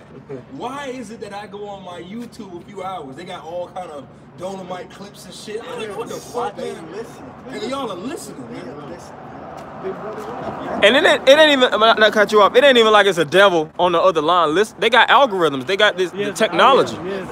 You know, because, you know, back then they would actually have to have a couple devils in certain places, whether they're doing infiltration of organizations. Nowadays, they just build a whole system that is built in to track you, your phones. They got a curriculum now called cybersecurity or cyber technology. Yeah, cybersecurity too. Yeah, cybersecurity. That's a big salary too. Yeah, they pay them good money. We was building a site down there in Augusta. They got it down in Augusta. Cybersecurity site? Cybersecurity, yeah, site. This is yeah, I have a little more. He lieth in wait secretly as a lion in his den. He lieth in wait to catch the poor. He doth catch the poor when he draweth him in his net. He croucheth and humbleth himself that the poor may fall by his strong. Hey, like y'all, I saw this fact earlier about cheetahs and how cheetahs are very sadistic animal. Like they'll basically they might catch a gazelle, like a little baby gazelle, and they'll actually make the gazelle think that it's like we're friends. And they'll act the gazelle thinking it's about to get raised by this. It's like, nah, I'm just gonna play with you a little bit and then I'm gonna eat you. Yeah, that's how these animals move. That's Esau. Esau will have you in the spirit of like, yeah, you know, we cool, I love you. Oh, Bill Cosby. Bill Cosby, yeah. And then before you know it, Esau will strike, man. All right, matter of fact, you still in Psalms? Yes. He plumps you up. Oh, that's what people do at the slaughterhouse. You know, Psalms 7 and 14. You'll raise livestock and you know, you might massage them, you might talk to the certain animals, depending on the type of you know, slaughterhouse or the individuals that run it, you know, and the level of luxury that they have amongst the animals. But the primary goal is to raise it up and to fatten those animals as much as possible, and then you slaughter it. You don't want an animal that's malnourished. You want one that's actually fattened up and that feels secure kind of healthy, yeah. and it has a level of comfort. Because actually, when you kill animals, you want their stress levels to be as low as possible, so that the meat won't get extremely tense after death. Yeah, the toxin won't hit his that's why into his muscles. Beef or what is that? Wagyu beef. Yeah. I believe beef is so expensive because the Japanese they get those cows massages. They play music. They play music. They're pampered, man. Yeah, they pampered. Because stress is what releases is what creates fat. Like it's a way to kill fish. Like most of the ways that people kill fish is they'll just suffocate it. Damn. They'll suffocate it. You know, they take out the water. Yeah. Basically, it suffocates. Yeah. It's out around, suffocate, then they'll kill it. But actually, what you want to do is the best way to do it is you got to spike his brain. You got to kill his brain function first. Then you're able to let it. Then it relaxes. Like hunting deer is better with Yeah, but yeah, because when you hit the brain, all the functions Stop. Then you'll able to scale it, because like you can look at the comparison. I watched a video on it, and the one that's killed the traditional way, just suffocating it, it's a lot more blood in it. But with the other one, it's a lot more white, like how you usually see when you eat it. It's less blood. So there's like more humane ways to kill animals. Even though we slaughter animals, there's a way to do it. There's a righteous and a wicked. Yeah, you know, there's a way to. I even watch fishing catches. Sometimes they'll catch the fish, and they have like a fish bat, and they'll just beat it like that, or they'll put it. This way is kind of another alternative. I like that way though, spike the brain, but you cut the gill and then put it back in the water in a bucket and let it bleed out. When it bleeds out, you get a fresher meat as well. But to spike the brain, that sounds more. Yeah, that's the and it's easier on the animal. Easy on the animal. That's the way they say that's how they do it in Japan. You know, they spike the brain and do it. Or I guess you could cut the gill, but it's still suffocated. But there's different ways to do it, the way it's more humane. You know. Esau fattened up Jacob. Because animals are creatures too. It's a certain time the Lord just gonna have it to where Esau just gonna bring out martial law, man. Not just only in certain scenarios, like Boston Marathon. You know, the troops came up in Boston and raided the whole neighborhood. Oh yeah, look for the dude. Yeah, that ain't gonna happen this time. It's gonna be a all-out warfare. But the Lord is not allowing it to happen until they let you sit, according to Revelation chapter 7. But he got you still. Can I keep put up? This is Psalm chapter 7, verse 15. It says, he made a pit and digged it, and it's fallen into the ditch. Verse 14. Okay, come. So like, verse 14, it says, behold, he traveleth with iniquity, and have conceived mischief, and brought forth falsehood. Oh yeah, well, conceived in mischief, like we're going into, you know, his martial law, him shutting down his society. He's gonna shut it down and start it back in his mind. You know, that's what he thinks in his mind. All these different things he's doing, the Rex 84s, all these plans he has, that's mischief that he's conceived. Go ahead. Verse 15, he made a pit and digged it. Yeah, that system. All right, it's like the cartoon shit. All right, Esau has this idea where he's literally, Esau is literally Wile E. Coyote. You know, he has the perfect blueprint, all these plans, he got the schematics and all the acme or whatever contraptions and shit. Yeah. But every time what happens to Esau, he falls into it, huh? Yep. All right, keep going. Come. Verse 15 again, he made a pit and digged it, and it's fallen into the ditch which he made. Yeah, all this that he has planned for us. What kind of dumb shit? That's dumb. Yeah, he's gonna fall into it because the scriptures says to us what in Job the 30th chapter that he's the basis of men. All right, so he's not a smart guy. It's the spirit of Yahweh Shem Yahushai that gave him these through Satan, really. Well, how should right. Satan is cunning. Yeah. So Esau tapped into that, but Esau himself, he doesn't think he didn't think everything through like he thought he did. That goes to Haman the Agagite. He built the gallows. Those gallows he built, gotta go home. Man, that is that pit. Yep. That's because he's real pit. close to the king. Because that goes into the pit.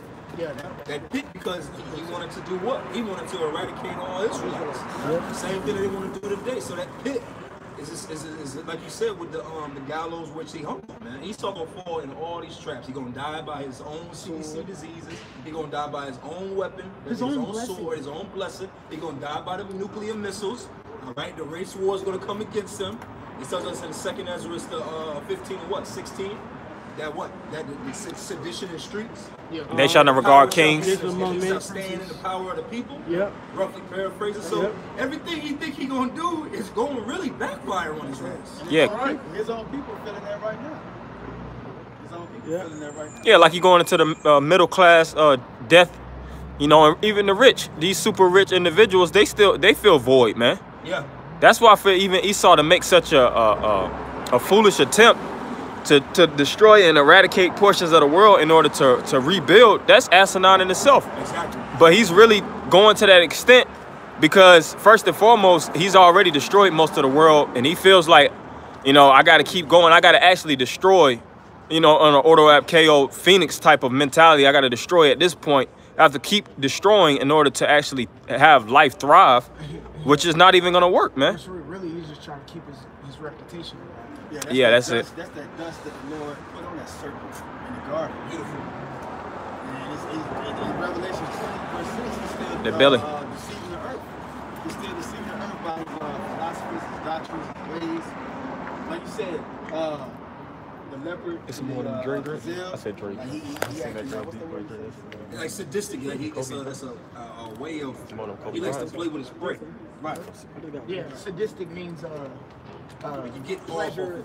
You get pleasure by the pain and stuff like that. Yeah, that is sadistic. Yeah, but it's gonna come back to bite him. But the Most High has a such thing as karma, which He is the author of it. You do bad, you're gonna get bad reward. You do good, you're gonna get good reward. Read what you saw. Yep. This scripture, quote it. This is 1 Peter 5 and verse 8. It says, "Be sober, be vigilant, because your adversary, the devil, as a roaring lion, walketh about, seeking whom he may devour." And that's why we're a threat. Cherish your We're a threat because we're kind of too strong for him. You know, like he knows that once he attacks us, it's a different, it's a different result. Whereas these other niggas out here, he's like, he got them in the headlock, man. We standing on something. A lot of Jake, I need some magnesium. I got some. Does it work? I was taking them, but then start getting low. Stuff like that. But we standing on the real standard. We We saying that the Almighty Creator is going to save us. He set up the standard for us. He set that when these troops come in like a flood, a standard should be set against you. And what's that standard? Touch not my anointing. Yeah. That's why what was the spirit was on Apostle Tahar. It's probably like a year or two ago now, where he just kept saying almost in every video that hundreds of millions of Israelites are going to die, man. Yeah. Because Satan got their number. When we speaking about Satan, we're speaking about the physical counterpart Esau, man. He's got these niggas' numbers, man. He got them figured out. He knows their vices. He knows their weaknesses. He knows, like again, we were speaking on Halloween night. Temperature dropped to like 36. Don't get me wrong. I don't like the cold. All right, I don't like the cold either. But it wasn't to the extent that Jake was. You got Jake in their house cutting the temperature up to 80 degrees and shit. Yeah, like, it's not Fuck that. it. You know, they got fur and all. You're like, bro. Jake got a whole mink coat. This ain't a last. Right. You know? But Esau knows that. That's why the scriptures say, pray not, your flight be not in the winter. Because winter and niggas don't mix. Well, the cold and Jake don't mix. Cold and Jake don't mix. And Esau knows so that. So I'm Esau. Hey, I won't put you niggas out in the winter. Fuck that. Yep. That summertime. Because a nigga can parlay under a tree and be chilling in the shade. Cool. Nah, do that in the cold. Was it cool in the shade? Sip a little lemonade. That was in a dance spirit. Look. This is Jake. You know, like December, you know, in about another month or two, yeah, but not now. Trying to, bring the point back to life, you know what I'm saying? Like, more of a optimistic. Job 36 and 15. He delivereth the poor in his affliction and openeth their ears in oppression. You know, so like. No, he's doing that now. Yeah. He's doing that now. He's opening the elect ears. What is the ears? Your mind, your heart. You soaking this in. You're allowing it and applying it to your life, like you would do a rap song, or like you would do a curriculum in college, whatever it may be in life. Yeah, and that shows you that the Lord visits his people, whether they're on a certain degree at a certain time. Because it says that he opened their ears, in affliction? Oh, so like, you want to read it? Yeah, you can read it. So Job 36 and 15, he delivereth the poor in his affliction. He delivered the poor in his affliction. Keep going. And openeth their ears in oppression. Yeah, openeth their ears in oppression. And you see these different artists, these so-called hip-hop artists in prosperity trying to rap about being Israelites, man. The Lord deals with the lowly. That's why these guys, they did like Kendrick Lamar, a little while back, he was speaking about, he had that, what was that album called? That damn album, and he spoke about Jaja and all these different things. What happened to that? He back to being a big boy nigga, man. And after that, he made that adulterous ass song with Lil Wayne, man, on that Lil Wayne album. But the point is, you know, these jakes that claim to basically be in alignment with the Most High and their prosperity, the Lord doesn't deal with the ones that's prospering, man. Because they forget. They use it as a trend. The Lord is dealing with us in our lows. Because at the end of the day, what did it say in Proverbs? Give me poverty nor riches, lest I be full and forget. These guys tend to forget the Lord. But when you low, you know, you always contemplate and you always in the spirit of the Lord, man. Yeah, Yahushua did the same thing. He forsook his riches. Yeah. He gave away his riches that he made in the time of Job. Moses. Yeah, just think of Moses still had that money when he was in Egypt. Job, which Moses always had integrity, of course, but his integrity wouldn't have reached this peak if he had all that money in abundance. Because you're gonna always rely on the substance that you have in times of grief. That's why we know when the society falls, these different multimillionaires, they're not gonna try to depend on the Lord. They're gonna try to get a flight out of America, and they're gonna say, "Fuck you, niggas." If they could get a ticket, and if they could get out the country, and if they ain't even gonna, even if it's a ticket for them, they ain't gonna take their girl. They're gonna be like, "Good enough, man. You know, I'll get another chick later." You see, so that level of Lord ain't dealing with that, man. I know the brother in Chapel Alex, he sent me a video, it was like an hour-long video of this rapper. He knew he's known he's an Israelite for like 3 years now. Follows IUIC, some GMS pages, I think. And he rapped though. The Lord gave him a nuke dream. Oh yeah. Yeah, you seen that one? The Lord gave him a nuke dream. Yeah, we seen that guy. Nuke dream. That's the dude that the Tazwan did the video on. The Jake with the braids. Yeah, him. Yeah. With the Yayana. Yeah. I went to his page. You know. He just got rap videos. Yeah. But it was like they go back like 5-6 years ago. So he must have found out he was an Israelite. You know, like recently. His page been up since 2011. Yeah. So he known. Dang, yeah, he known. Yeah. This is I got research. This is Psalm chapter 34. I started at 17. It says the righteous cry and the Lord heareth and delivereth them out of all their troubles. Verse 18, the Lord is nigh unto them that are of a broken heart, and saveth such as of a contrite spirit. Yeah, we all spirit in this burden of debt society, man. The Lord is hearing our cry. We are in trouble, man, with the government, man. Soon later, these garnishments program is gonna be on the job, whether it's a low-paying job or whether it's a high-paying job. They're just gonna take your money out of your check, whether it's child support, school loans. They just gonna wipe it out. Yeah, they ain't gonna wait. I don't think they're gonna wait till the check. They may do it, but they got prison, debt prisons. You're not able to pay student loans, different debts. They're gonna start treating your ass like an indentured servant. Well, yeah. I was just gonna say that they go back to indentured servant, cause that's what they was. England was shipping all them Edomites over here to pay off their debt. Basically, they was in debt prison. They had to work it off. That's the mother of Babylon. That's the mother of Babylon the Great. So Babylon the Great is going. That's how America got started. Yeah. Debt prison. Yeah. That's why we're considered common people. That's why anytime the Queen of England or her son, that shit shut down all the TV. Man, he got the fucking big. You would have thought somebody important died, but it just be Prince Harry got married. I'm drinking like he for the beer for the next 10 hours. Just taking up that shit because we're slaves to them. They ain't worrying about Jake in the hood starving or Jake who's trying to pay off debt or being sick. Or us coming out and telling them about all the atrocities that their forefathers did. Esau's in a whole nother world, man. Yes. When you deal with, I be listening to 88.5 and these different devil these devil channels. The last thing they're thinking about is niggas, let alone what niggas is doing. You know, activism and things of that nature. You know, if it's not pertaining to a corporation with a LLC or whatnot that's registered under the government where they're actually benefiting, they don't get hell about it. Man, David D. Rothschild talking about the biggest problem that we have right now is climate change. Go through the spirit, that climate change, that's Esau's way of telling you why you're at fault. It's another way of saying you're an indentured servant, you're in debt to me. Yeah, Bill Gates talking about declining the population. Giving out vaccines. And these damn jobs right now, I bet they're great. You have to get line up to get a flu shot, and if you don't, you can get fined. Or something. You're suspended on fire. You file your taxes. You file your taxes. And if you don't have health care, you can get penalized for that. Trump stopped that. I think Trump did. He recently stopped. One good thing Trump did, man.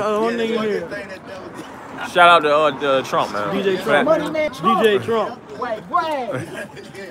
They told us that on the construction job in 2015, man.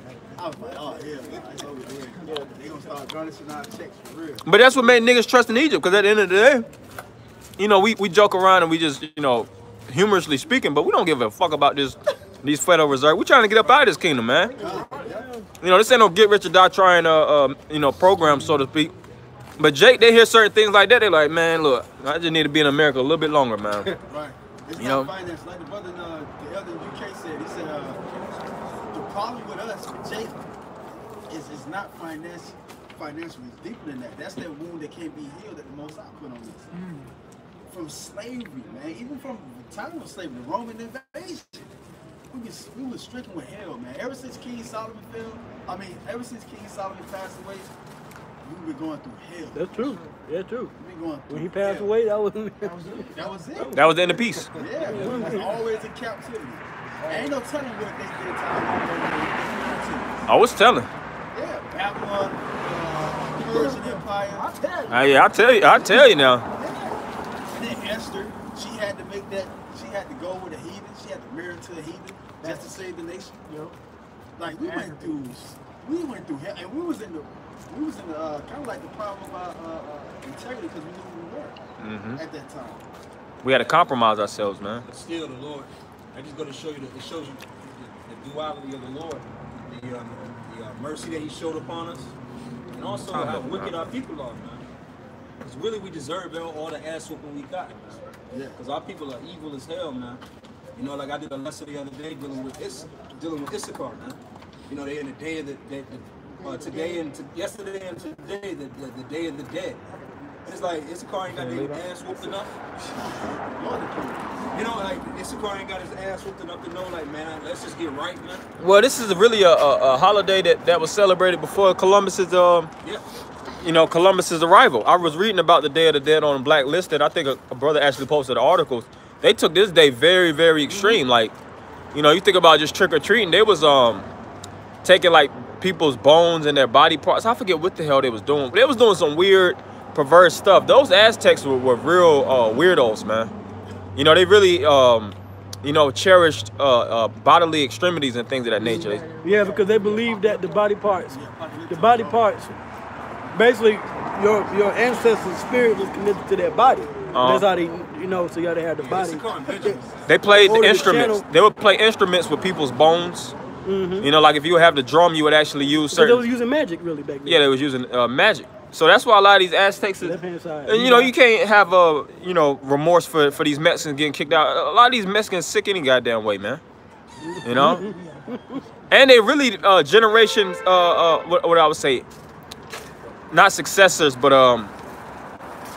grandchildren of those ancient Aztecs. Yeah, that's them coming back. That's them coming back, man. They're reincarnated. You know.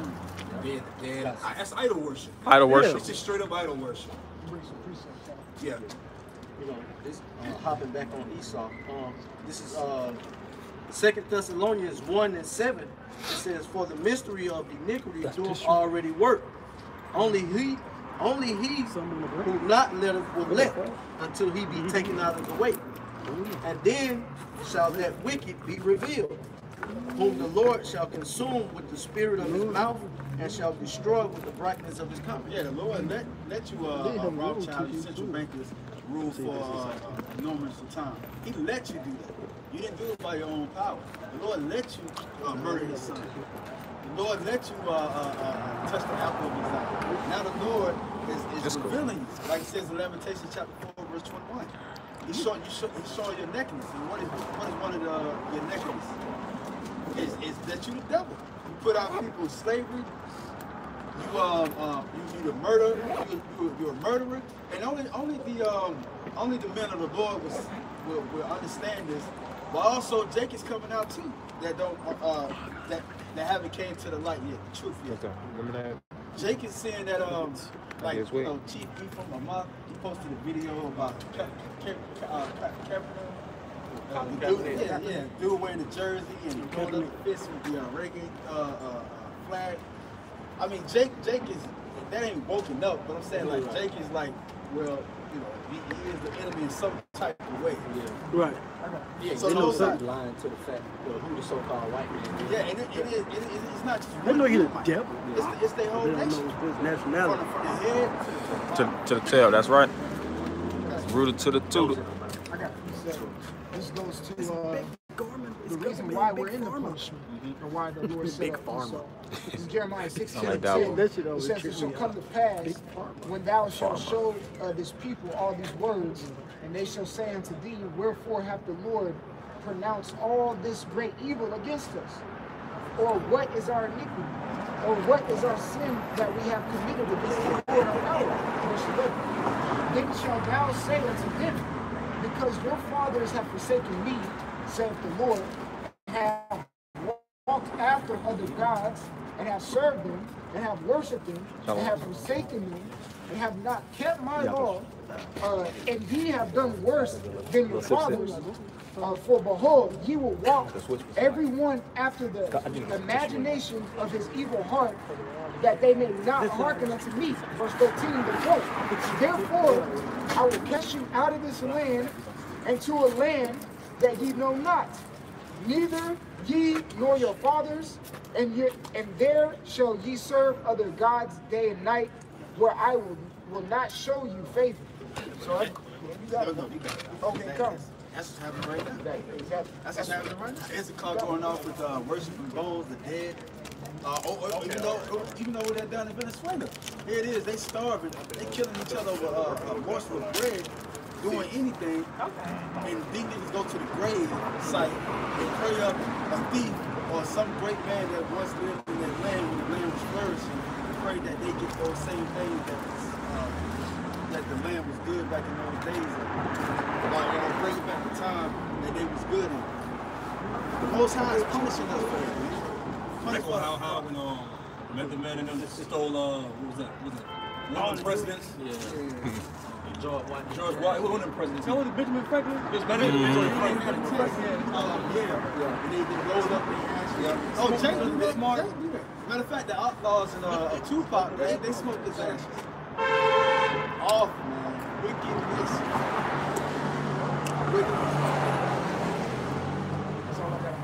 Yeah, that's why I like.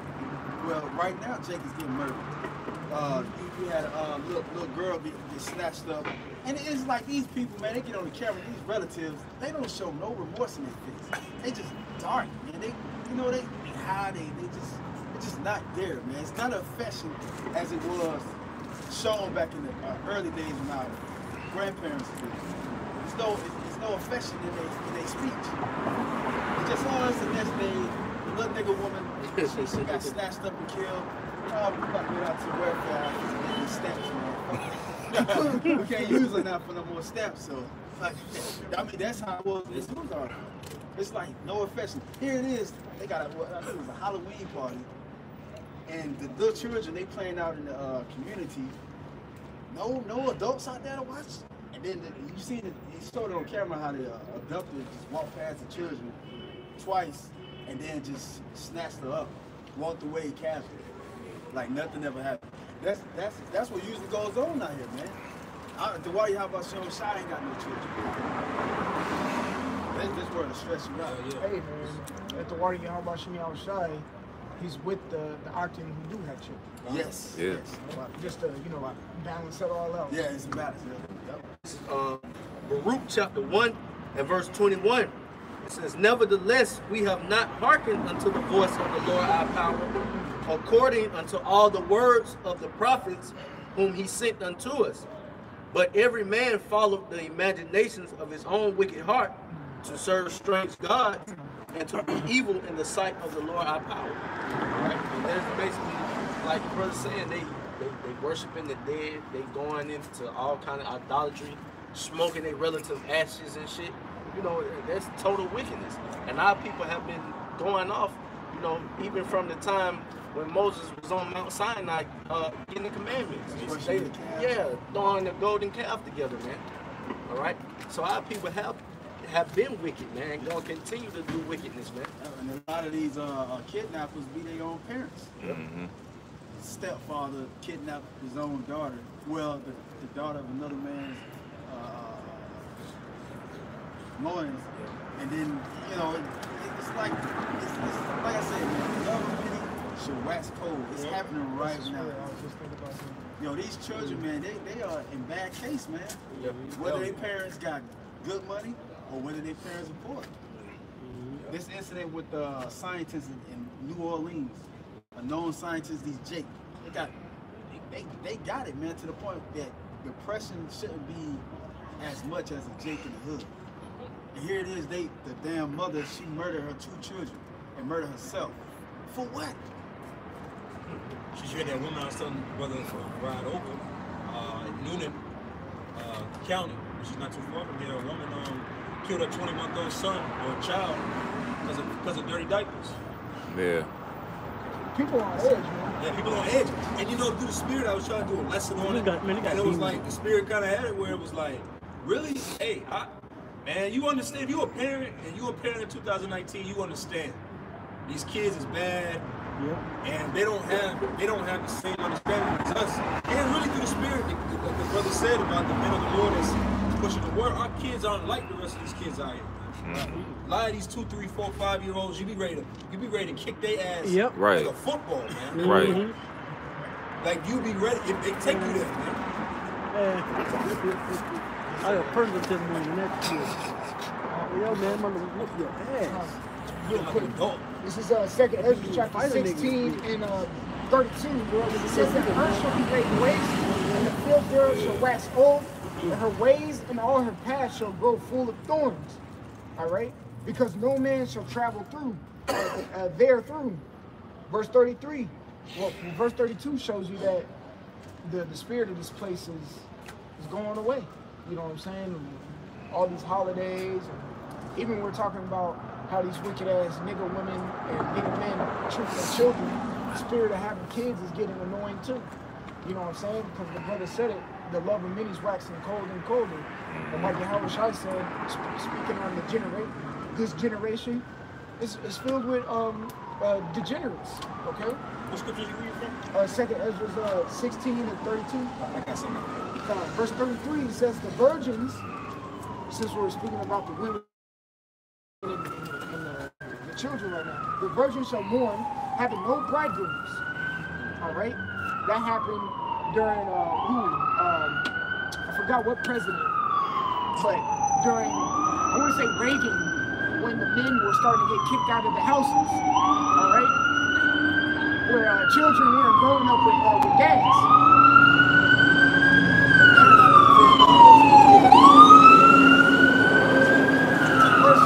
Verse 33, it says the virgin shall mourn, having no bridegrooms. The woman shall mourn, having no husband. A lot of these men are sodomites. You know, a lot of these women are lesbians. Man, you women don't. Hey, man, you women don't deserve your kids, man. That's it. I wouldn't give you your kids if you was Sarah. Most of these people, hey man, through the spirit, really, all of us at this point are kind of, what's the word? What's the word when you're unable to make children? Barren. Barren is another word, but sterile. Yeah, most of us are sterile at this point from all this fucking food and poison in the water.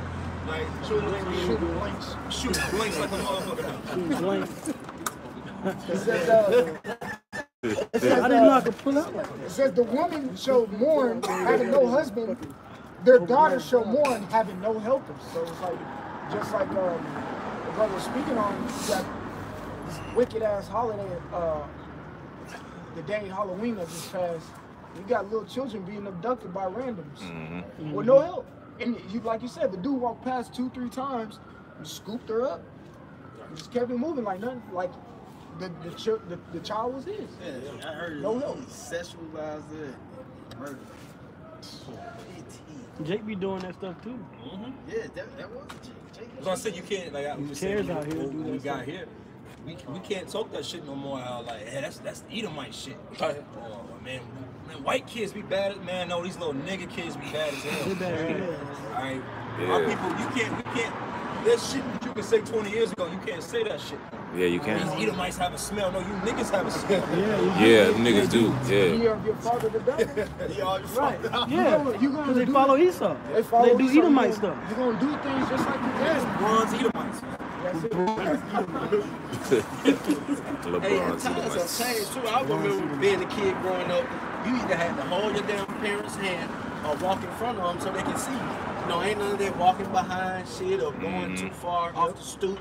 You know, but nowadays they don't give a fuck about these kids. They jumping out the post. Yeah, like he was. Man, I couldn't even leave it. If a nigga came in the hood and he was weird, Everybody know. gonna Matter of fact, the adults when they do that, the teenagers do run his like ass the out older of the cousins, hood. Right. Right. Like Jeffy being lurky, like what you doing? Right. He up to some shit. Ain't like that no more. Now everybody's fucking weird. Right. You can't decipher. Man, these teenagers these days so weak, Yeah, it's lazy. docile. Yeah, like scared Teenagers. movie, like scared movie. Everybody chilling with murder. Right. Right. That's how it is. But Teenagers they've be been doing it since your Howard Shine that captain murderer. But he said, nah, release him. Barnabas. Yeah.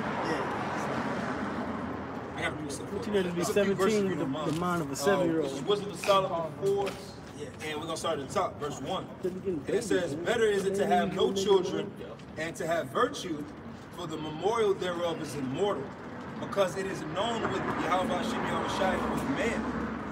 When it is present, men take example at it, and when it is gone, they desire it, and wear the crown and triumph forever, having gotten the victory, striving for undefiled rewards. But the multiplying broad of the ungodly shall strive, nor take deep rooting from bastard slips, nor lay any fast foundation. All right, verse 4. It says, for though they flourish in branches for a time, yet stand not last, they shall be shaken with the wind. Those imperfected branches is children, man. Like when it speaks about Ephraim, is that Ephraim in Genesis the 49th chapter, that his branches spread over the wall. All right, that word branch goes into meaning sons. Yeah, you ever see go to it's called family reunion. They got the family tree. So it says I'm gonna go to verse 5 now. It says the imperfect branches shall be broken off, their fruits unprofitable. Because that's the thing about it. A lot of these Jake children are unprofitable as hell. Like the brother was saying earlier about him getting a ticket. Every time I'm behind a school bus in the morning, I'm mad. I'm always mad because it's a school full of fucking idiots. Let's just be clear. It's a bus full of idiots and niggas that ain't gonna amount to shit, slowing me down. Right. Yeah, I remember one time, man, I got a ticket in the school zone, man, and I was driving with a friend of mine. He was like, man, wait, slow down, man. I said, man, fuck them kids, man. You know what I'm saying? Like, niggas, it's the truth. The kids ain't learning shit in these schools, man. All right? So it says the imperfect branches shall be broken off. And that's where the 2/3 come in, man. Also the 2/3, and then in Romans the 11th chapter, it talks about the grafting in, but the elect is gonna be grafted in, the lost sheep. But for the imperfect branches, them shit, they're gonna be broken down and thrown into the fire. All right? And it says their fruit unprofitable, not right to eat. You mind if I get a scripture? 2 Ezra 5 and 8. Yep. Let's go into the figs. We're going into the figs. 2 Ezra 5 and 8. No, what you was reading? What was you reading that? It's something about children. Somebody what you talking about? Okay, no, I heard what the scripture says. So I got a precept. Okay, can I read it again for you? This is Wisdom of Solomon 4:5, and it says the imperfect branches shall be broken off, their fruit unprofitable, not ripe to eat, yea, meat for nothing. Okay, okay, come. And matter of fact, bring out the second Ezra 5 and 8 out. Okay. This is I got. Second Esdras chapter 5 verse 8. There shall be a confusion also in many places. Yeah, this is confusion city, man. All right. Look at the look at Isaiah 3:12, right? It says women shall bear rule and children shall oppress them. Yeah. It's oppressive to have children on this side. You know, as a spirit, yeah, that's what we talked about earlier. Yeah. Right. Having children is oppressive as hell, man. Your children don't live to serve you. You live to serve your goddamn child. Man. All right, and we have that understanding, but these people of the world, they don't got that understanding, and they gonna snap, man. All right, people lose sight of when all hell breaks loose out here. Let me tell you what's gonna cause a lot of parents to kill their own lovely children: boredom. Nah, before hunger kicks in, that fucking boredom, man. When Jake don't got no entertainment, they don't got no iPad, they don't got no phone, they don't got Netflix, they don't got Hulu, they don't got whatever streaming, they don't got Disney Stream, whatever things that they use to keep their mind occupied away from reality, that's gonna be a real, like, withdrawal. Yep. You know, there was a study that said that basically like an hour on an iPad, because you know Steve Jobs, he didn't even let his children use iPads. He's the creator of this shit. Right? Because they say like an hour or whatever, like anywhere from I forget 10 minutes to an hour on an iPad is the equivalent of snorting one gram of cocaine for children. What? These children be addicted to this technology, man. Because their dopamine levels, they only need so much, so it gets released quick. You know, as you get older, you need more. But little kids, but for them, it's like, oh my god, their brain is just, and their brain not developed all the way. Nah, you know, keep going. Little minds. Second Esdras 5 and 8. There shall be a confusion also in many places, and the fire shall be oft sent out again. Oh, look at America. California's on fire. It's cold. It's prematurely cold one place.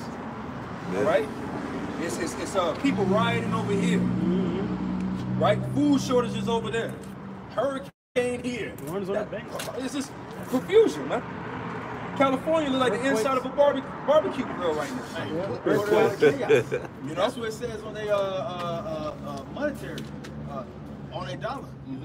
The world currency, order out of chaos, and that's what the elite is doing. It's chaos everywhere, especially here in the land where the world look at it as a influential country.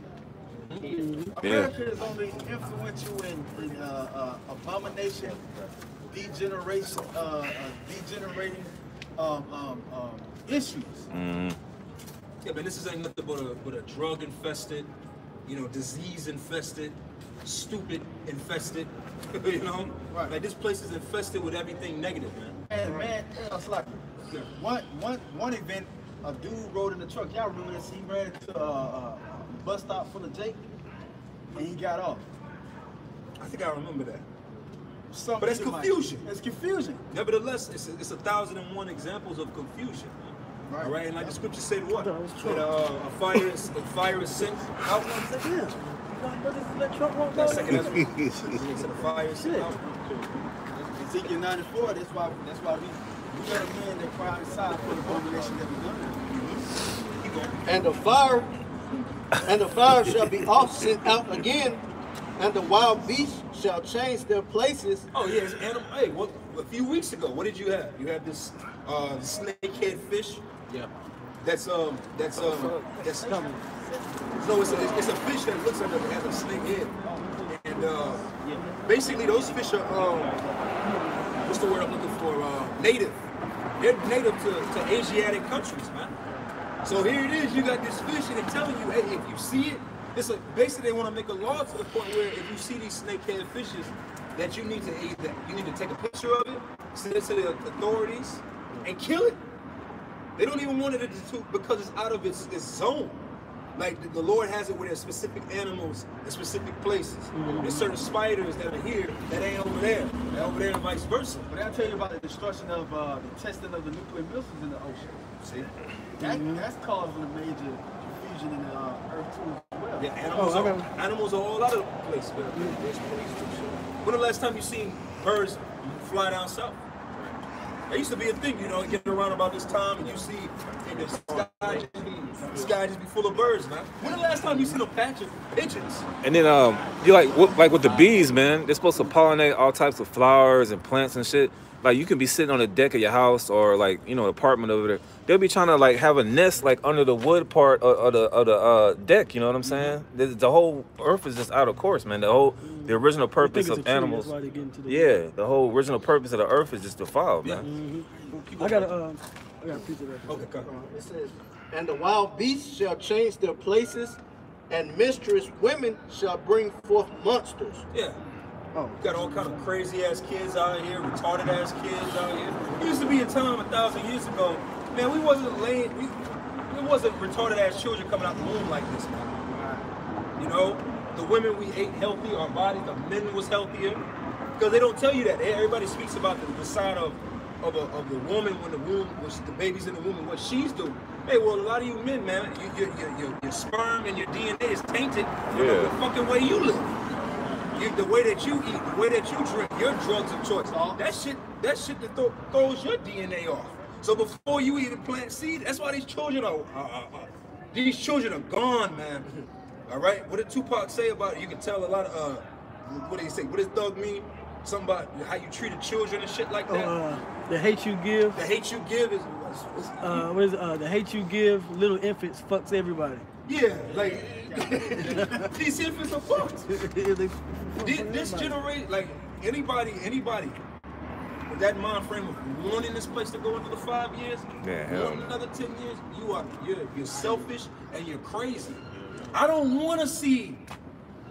Like I was saying to the brothers earlier, I don't want to see my daughter with 6 more years on her. My daughter is 6 years old now. I don't want my daughter to hit 15, man. With an Instagram page. I don't want to deal with that shit. Right. I don't want to deal with. I don't want no parts of it. All right. Anybody with any common sense, you shouldn't want your child to grow old in this godforsaken place, man. Yeah, because you know the ins and outs of it. You know the end of it. Like this man, for her to fall in love with these niggas conceived off of two people drinking a cup of lean and having sex, man. Yeah. Right. Oh, there's no grandparents in the future. The grandma feature that is. Grandma's a dykes now. Yeah. The only feature that is only hope. I'd be like 38-year-old. The grandma 38 years old. Yeah, grandma be 30 years old nowadays, man. Still twerking with her daughter at the damn club. Going up. These kids done grown up on lemon wings, lemon pepper and Kool-Aid, man. Like the auntie at the same age and shit. Because the grandma had a baby. Yeah. The same time that her daughter's having a baby by the same nigga. Right. Full of confusion. That's why the scripture said what? The Most High is not the author of confusion, but of peace. You know, you look around in this society, there is no peace, man. All right, it's just darkness. It's filthy. All right, and I believe the word for filthy is halakha. All right, so this place is just filthy, man. All right, the Lord is not the author of confusion, but of peace, man. This is the peace, man. We're preaching you people peace on how to get in order, man. Okay, but you guys love living in this twisted. Confusion place, man. All right. I got some. I'm gonna go ahead. I'm gonna step down and go and bring it out. This is Ezekiel 16:44. Behold, everyone that uses proverbs shall use this proverb against the same, as is the mother, so is her daughter. As is the mother, so is the daughter. And just like we were just now speaking of, you know, these different grandparents, where they really bred these women that certain way. You know, back in the day, you would have Big Mama. She would have the spirit of, you know, she would actually have certain, I would say, characteristics that define the woman. You know, she knew how to cook. You know, she knew how to clean properly. She would clean and cook. She would take care of the kids. She would raise the children. But then it was that type of spirit started to have a neglectfulness on the children. And you see this all the time where children start to grow up of age, they might be 18, 19, and they always dumping the kids off on their grandmothers. Man. Yes. So how much more now in these times where the great-grandmother has passed, and like we said, now the 18-year-old one that was clubbing and shit, now she's big mama. And she doesn't have a lick of responsibility in her life. She hasn't conceived or pre-developed any type of skill, no type of attributes on raising, take care of the children, maintaining experience, raising a household, keeping a level of so-called family togetherness. So the whole household is in shambles. You know, even my family, for instance, you know, which we all are experiencing this now. You know, as brothers like me, I'm 27. They would classify us in these times as what, Generation X or Generation Y. Now it's Generation Z, but my grandparents passed. You know, I got, of course, I got my granddad and grandmother, but my great granddad and great grandmother, they passed, and really after them, you know, it's done. It ain't like the parents. Or like my grandmother on my mother's side, she had passed, and that was really the backbone of the family. After that, there ain't no family get-togethers like that anymore, and things of that nature. You know, because these children, like I said, the children that was growing up, they had a level of misconduct, they had a level of disorderliness, and they always depend on the parents to do it. Our grandma, she gonna take care of Thanksgiving, she gonna cook this turkey and all these different things. And really, it ain't even on structure. That's why we know that these even these holidays is bottoming out. That's right, brother. Halloween, this thing gonna be trash, man. That's right. Christmas, all these different holidays, which of course we condemning it through the spirit of power, Yahweh Shema Shai. But on top of this whole place, as we know it, is falling, man, right before our eyes. You got some more on that? No, that wasn't on that. Okay, you got something? No. Get Isaiah 3 and 12.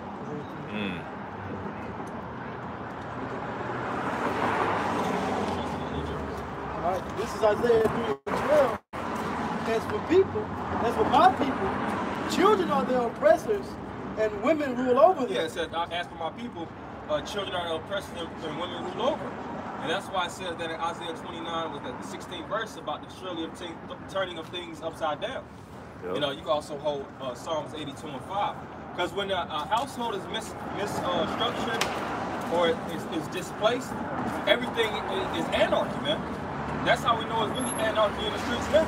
You know, just because niggas aren't shooting guns and you see people, buildings being blown up, doesn't mean that the level of anarchy is not risen. The you know, mindset or is the being sold to the people. That's right? it. That's how we know when just like when you look at a card house, somebody that builds a house of cards or builds dominoes on top of each other, whatever type of building structure, it only takes one little pull. Yeah. One little pull and everything bottoms out, man. And that's the times that we living in now. That's why we anticipate prophecy. All right, this prophecy gonna come to pass, and we always pegging prophecy. All right, when this hit, it's gonna be over, man. Because that little thing, that little intricate piece, when it slips, whether it's being put in the system or if it's getting removed out of the system, the whole system will bang out, so to speak, man. It's like those massive, when people set up the massive dominoes things. And if you accidentally tip one, you can't stop it. It's going to fall all the way down. You cannot stop it. That's it. Oh, the scriptures say that in Isaiah, the 30th chapter, that his iniquities is unto him as a breach in war. So if you got a breach, imagine the Hoover Dam. Once a crack go through it, you can't. There's no stopping that water from flooding up. Floodgates is open, and we see it. Isaiah 3 and 12. As for my people, and the Lord's people are what the Israelites. And it was a time where you had structure within the government of Israel. Like we spoke about during the time of Solomon. The grandparents, the women, and even the daughters, women that's young. That's why people be so caught up and jacked up over the concept of dealing with women of a younger age. They call them minors in today's time. But really, in the ancient world, those women were heavily developed, man. A woman that's young is 15, 16, she know how to cook. She know and I ain't talking about microwavable noodles and noodles. Yeah, I ain't talking about, cooking dinner, hot pockets. You know, and hungry men, that plastic garbage. They knew how to make what they call it? Hungry man. Full course meals. Probably go out and kill the calf, kill the lamb. oh, well, Sarah did that. She got a calf when the angel came to her Abraham, right? And she killed the calf. And we know that even like when you go into Native American history, a lot of those young women, they had that knowledge, man. Men were primarily hunters, and what they call it? It was a hunting and gathering civilization, where the men would hunt, and they would take the whether it was like caribou or something of that effect, you know, or ox or buffalo, bison, whatever type of livestock. They would hunt it, they would bring it home, and the women would do the dirty work. They would dress it. They had a relationship with blood. It wasn't like guts and it wasn't like that, man. You get these women nowadays some a packet of chicken, they don't even want to rinse it off. Damn. Yeah, they don't know how to season it. They cook it like I don't know if you brothers remember Flavor Flav, that one Dissy chick. Oh yeah. Flavor Flav gave the chicken. Oh yeah, she put it in the microwave. She put a whole chicken in the microwave. The fuck? Walked out, man. That's I remember that shit. Yeah. Every time she blinked, it ching ching. Yeah, that's these women, man. In today's time, you know, and it's not just a bash on women. We just going into the comparison and how the masses of the people been stupefied, and it's evidence. You know, whether the women you deal with, or women you talk to, or women you come in contact with or interact with, you see that they can't cook for shit, man. You know, these fast food restaurants, you would think it's mainly men that actually run to all these different restaurants to actually get certain meals. It'd be women. And then I'll be thinking like, damn, why these women ain't at home cooking? Because they don't know how to, man. They don't really just, and the society beats down the women so bad, now that they're in the workforce, they don't have the time to get into the kitchen like that. So that just makes it even worse. Yeah, feminism is totally stripping the woman of her natural abilities. Because I used to date a girl back in the day, she could cook, she used to like sing or do some poetry now. She would this. They used to know how to sew. Yeah, they did. They know how to put. You ask these women, you get these women nowadays, a needle and some thread, and say put the thread through the needle eye. Man, these women gonna look at you and be pissed off at you even after. Yeah, man. Don't know what a thimble is. Can't even have a 5-minute conversation with these dissy ass bras, man. Because what's the prominent factor in the society? Relevance.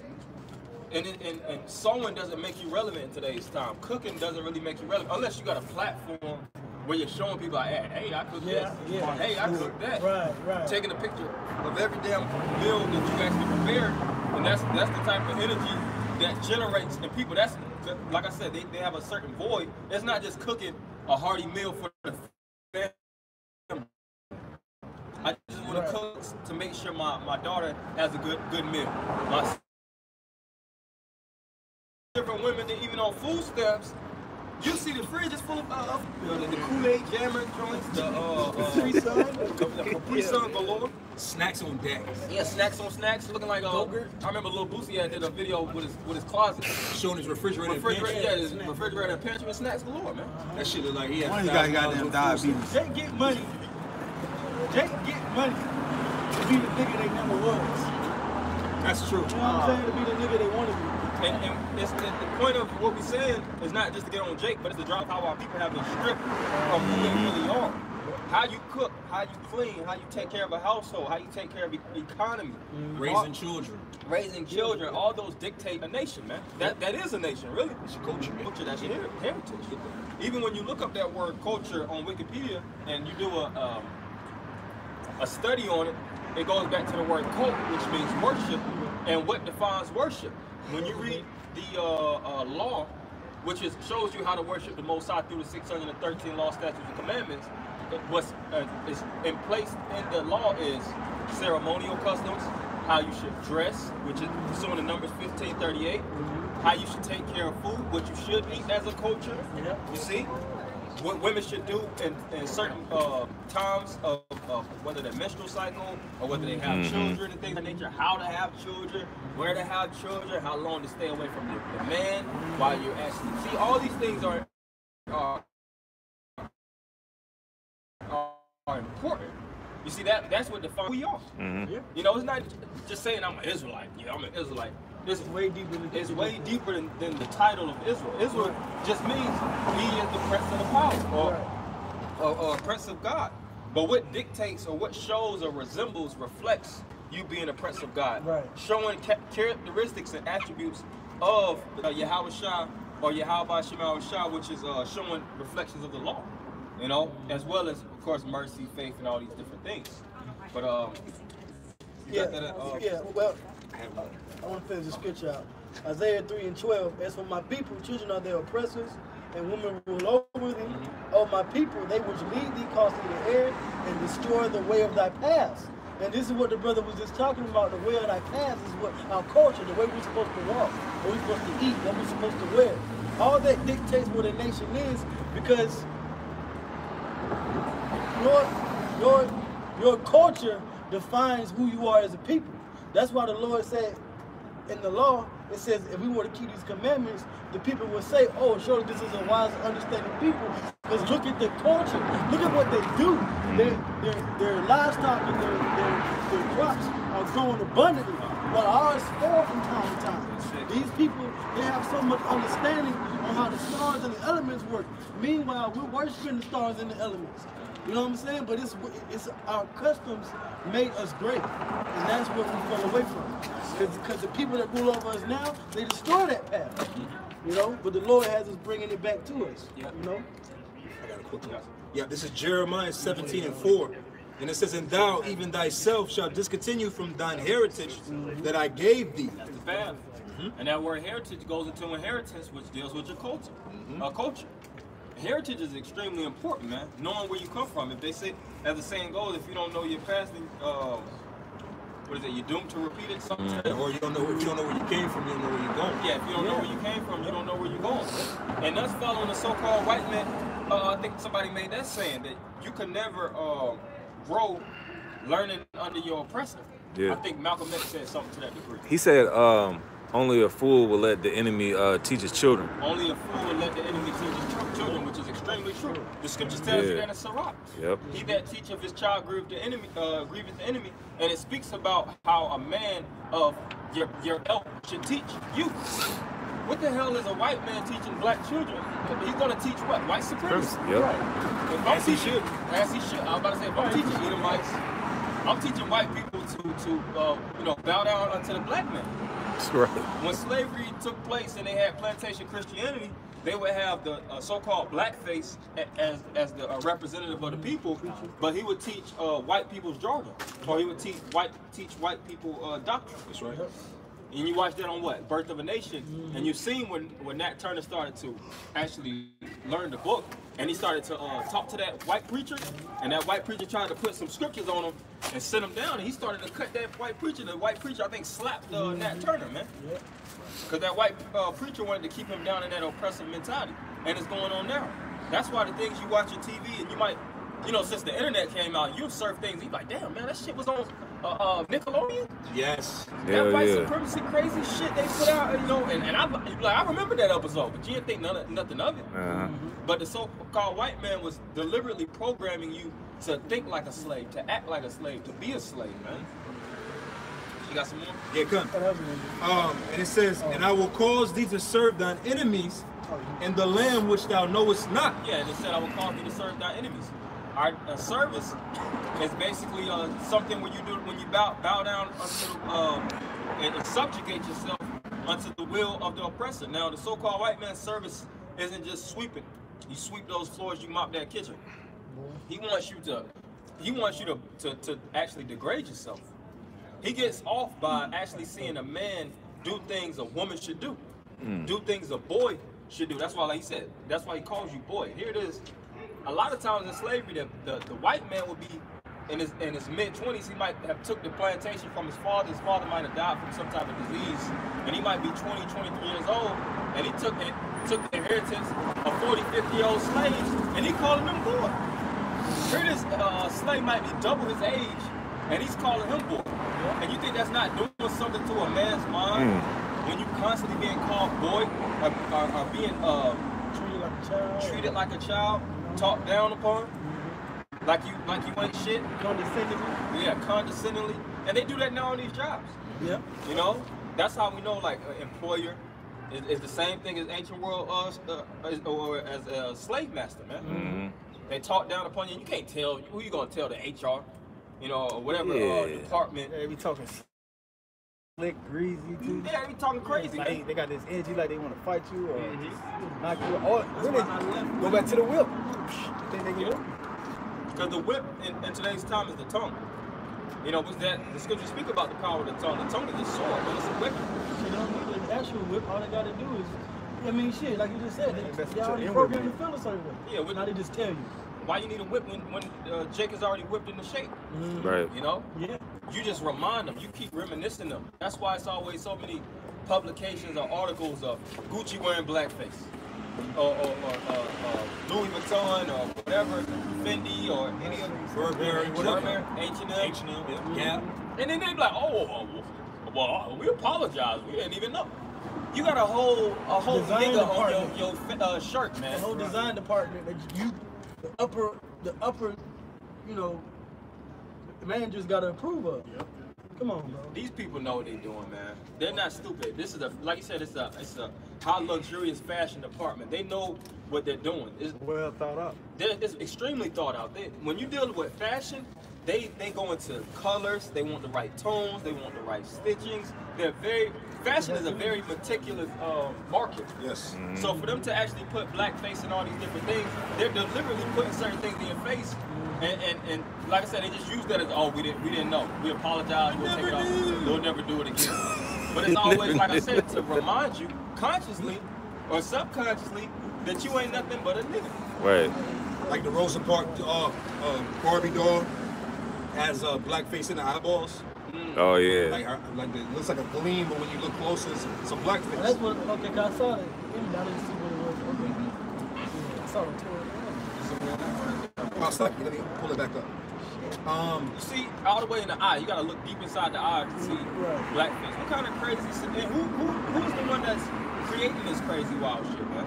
Oh, did y'all see that video with the? I don't know if the lady was in Florida, but they had one of the I don't know the Disney show, the big yellow thing with the glasses, and I think it was another Disney Channel character, and they was behind a child putting up some white supremacy signs and shit like that. And the lady had to look at the video later on and see the white guy actually putting up all kind of white supremacy signs behind the little girl's head. So he's like touching the little girl and he's putting up all kind of shit. So I'm gonna send the video in the group, man.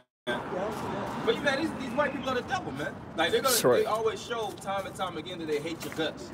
It don't matter if they dress up, and it be the ones that dress up as Pooh Bear. You know, here to see dressed up, it's the devil dressed up as goddamn Winnie the Pooh, man.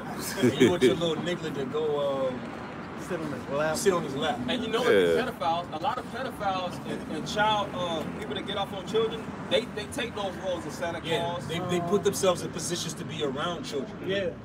You know, they're preschool teachers, and they work in the kids club at the gym and shit. That's why they attracted those jobs, man. Or just regular school teachers. Why you see these school teachers? Yeah, like my brother was younger. Football coach. As a nigga, man. This nigga had to be in the solid 60s back then. I remember looking at him like, what the fuck is you doing being a kindergarten teacher? You a whole 60-year-old nigga, and you a kindergarten teacher, man. You don't go teach PE or some shit, man. Oh, you know who they mainly get to? Special ed kids. Yep. Those special ed kids that deaf or the ones that can't utter words properly or explain, they get molested a lot, man. People that work in group homes. Elderly. Elderly. It's all kind of stories that come out where a 60-year-old man, he might be getting molested by a fine-ass woman, man. Shit, this lady told me, I mean, we get back to the scripture, but in these assisted living retirement homes, man, STDs be rampant in them places. That's crazy. Yeah, that's... Yeah, you already know. Yeah, because like people like sexually deprived, and they just let their lust go, you know, go to a whole nother level, man. And they roll up on them old folks in the middle of the night, man. That's disgusting, man. That's disgusting, man. This is not our rest.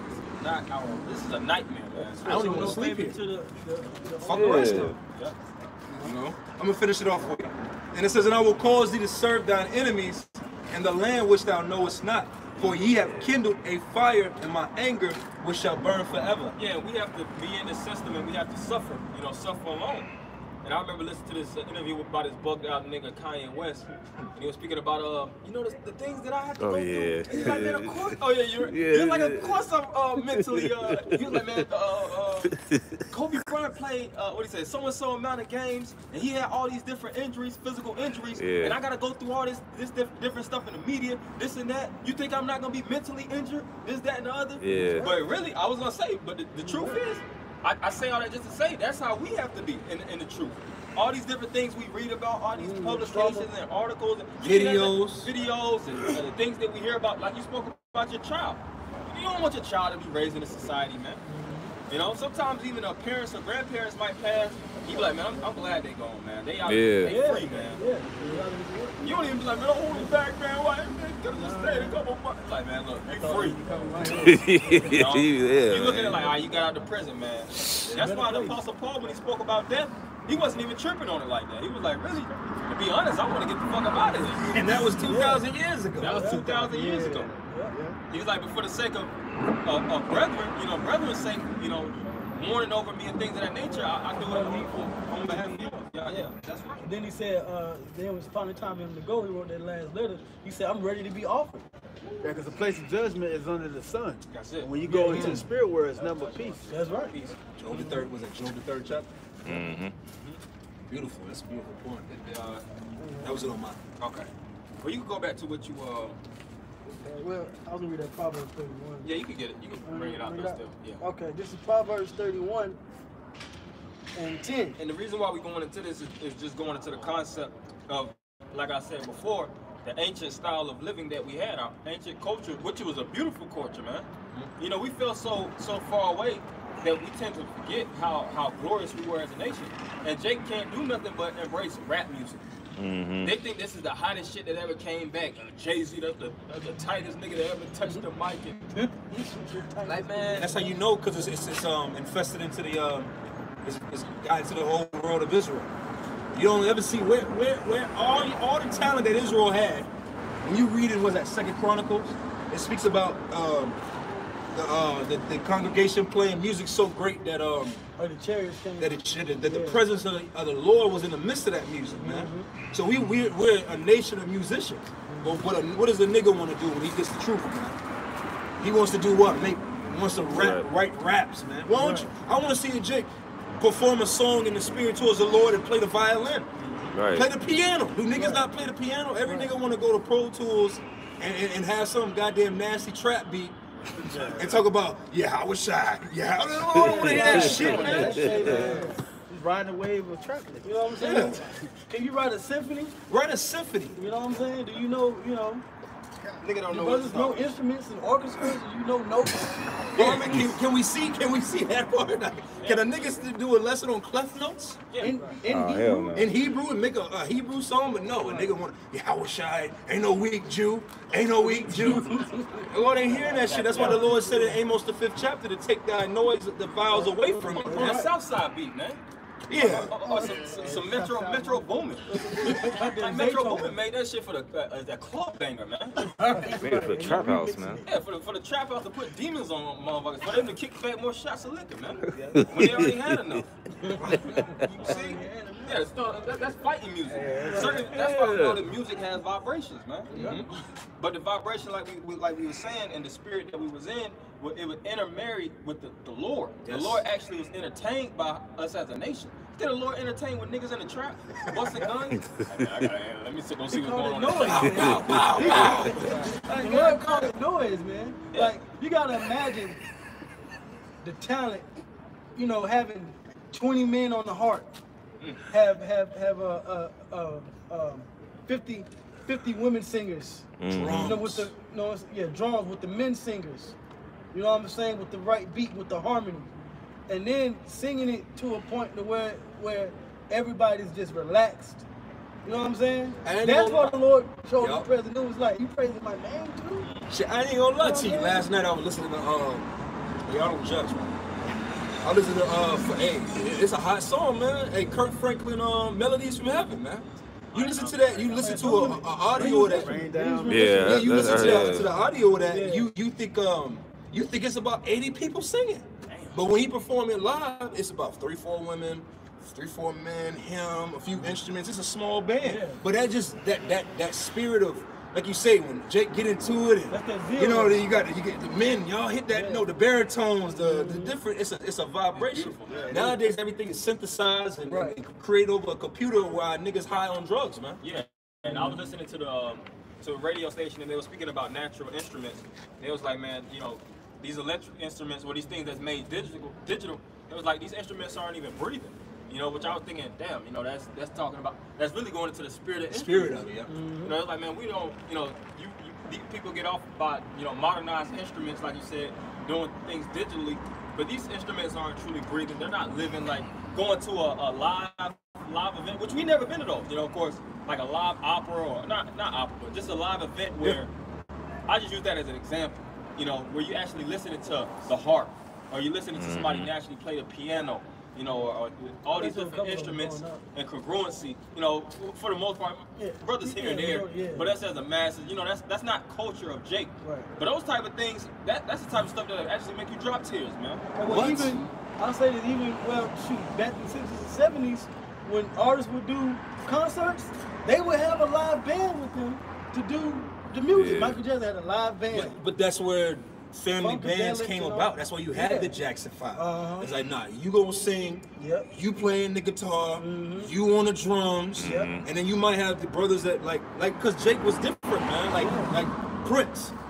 Prince played every instrument. Yeah, he did. He played every instrument. Like you get Metro Boom and one of these niggas guitar and ask them to play a few notes. They just they gonna wing it. I got a scripture if you don't mind. I quoted it, but I'm gonna read it. This is 2 Chronicles 5 and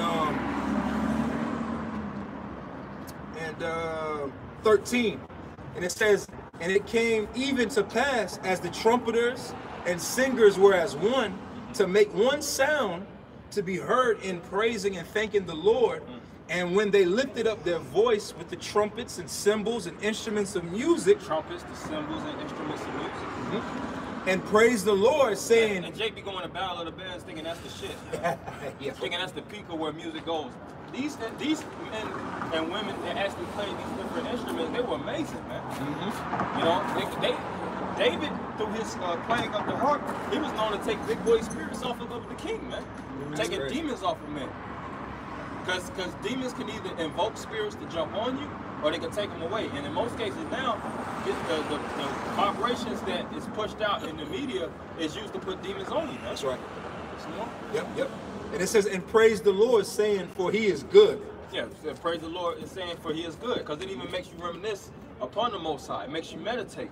That's why certain music that's used as therapy, there's such thing as music therapy. Yeah, certain frequencies. Certain frequencies can actually heal you. Yeah, heal you. It can cure certain diseases or ailments within your body. Because your body is built upon vibrations. Yeah, the Lord said, take away heaviness and sorrow, because it take away your life. And make sure you have cheer in your presence. That's right. Yeah. You can take certain animals in a bad mood, and you can play certain music, and they'll perk up again. Same thing with plants. You play a certain type of music, a plant might die quicker than you would have put like some harp or some classical music next to another plant. It'll have full of life because of the vibrations and the frequencies. Everything's in harmony. Like the California raisins. Yeah. You gotta remember. This is old 80s stuff. You gotta remember. Way back. You gotta remember too. You know, your body is water. Yeah, your body. So you having those vibrations going through your body. Everything is you know, is moving in sync from the top to your brain to your feet. Everything is circulating the right way. You're in a more calmer state in your spirit. Yeah, that's why you gotta, you know, purge from nigga music sometimes, man. Yeah. You know, if you got a playlist and things of that nature, do some research on some instruments for healing, man. Whether it's harp music, type in some of the best harp players and find those harp players and play it a couple hours a day on the Sabbath and things of that nature. Always bumping grimy nigga music. That shit's gonna turn you into a grimy nigga, man. Don't tarnish your soul. Look at Chirac music. I heard Chirac music one day, and I said, I see why these niggas don't do nothing but murder. Yeah, the drill music over there in UK. Man, UK is and Texas, that Texas music, Sipping lean. Push you in that spirit of just slow motion and drop. certain music is fast paced and makes you have anxiety and want to get it and want to go do something grimy. Commit adultery. Yeah, some music it pushes you. It's a vibration. I think Nikola Tesla made that statement. If you want to know the secrets of the universe, think in terms of frequencies and vibrations. Yeah. You see? But we'll get I'm gonna finish this off. Okay, we'll get that and then we'll finish that. God, for he is good, for his mercy endureth forever. Then the house was filled with a cloud, even the house of the Lord, so that the priest could not stand to minister by reason of the cloud, for the glory of the Lord had filled the house of the Lord. So the Lord was in the heavens. He was like, whoa, I gotta shit. slide down there. I gotta make a present. That was that time with King Solomon when we came down. I think it was King David. Okay. I thought King Solomon had his. They talked about the choir of King Solomon. They both have. Yeah, this is about King David, right? Okay. No, it's like you're right actually. Because for the sake of edification, 2 Chronicles 5 and 1. It says, thus all the works that Solomon made for the house of the Lord was finished. And Solomon brought in all the things that David, his father, had dedicated, and the silver and the gold and all the instruments put he among the treasures of the house. So like you said, it filled up the house of the Lord. The glory went into the temple. That showed you that Solomon had extremely heavenly taste. You know, you can have certain taste that's very divine, and you can have taste that's very satanic and dark, man. You know, you listen to certain beat makers, man. You like, oh, this nigga's a high level witch, man. Yeah. That drill music. Yeah. Mike Williams. Oh, and then you look at these producers, and these niggas be niggas, man. They be worse than the rappers sometimes. They do. Like when I first seen this nigga Southside tattoos all on. I'm like, this is a nigga. He's a gang member, the whole nine. God damn. Nigga. And you know when he on the track, he's like, man, I'm finna put something out, man. Fucking banger. You know? But like, yeah, this is a street hits, man. Lil Jon? Oh, Lil Jon, yeah. Lil Jon got a hell of a lot of blood. He got a lot of blood. 3 6 Mafia. Oh, yeah. 36 Mafia. DJ Paul and yeah. Beats. And a lot of them producers get paid a lot more than artists. They do. At times, They do because they make the music. Yeah. They get hella publishing. Dr. Dre. Well, let's not even get on him. Yeah, man. Tops it off. Trump is all we gotta say is Dre. Well, I'm gonna read this precept. Ecclesiastes 40 and 20. It says, wine and music rejoice the heart. That's a beautiful synchronism. Wine, which is good to purify your body. You know, it's like I said, it purifies. It's good for your soul, so to speak. You know, it relieves you. It's good for your stomach. The scripture speak about give wine to him that's willing to perish. And it spoke about when you have sicknesses, drink a little wine for thy stomach's sake. That's right. So it says wine in combination with music. Sometimes, you know, when you let your hair down, so to speak, you know, just sip some wine and listen to music. I think I always got to be kicking big boy shots of hand back, man. But that's like I said, that's our culture. That's today's culture. That's today's time. You always think that's not winding down. The saying winding down goes into wine. You know, when you wind down, you actually sip wine. Sound like some people trying to get out the trunk, man. Damn. Oh, whining? Is it whining? Whining? Winding down. Oh, winding down. Well, the best way to wind down. Benjamin says dirty wine.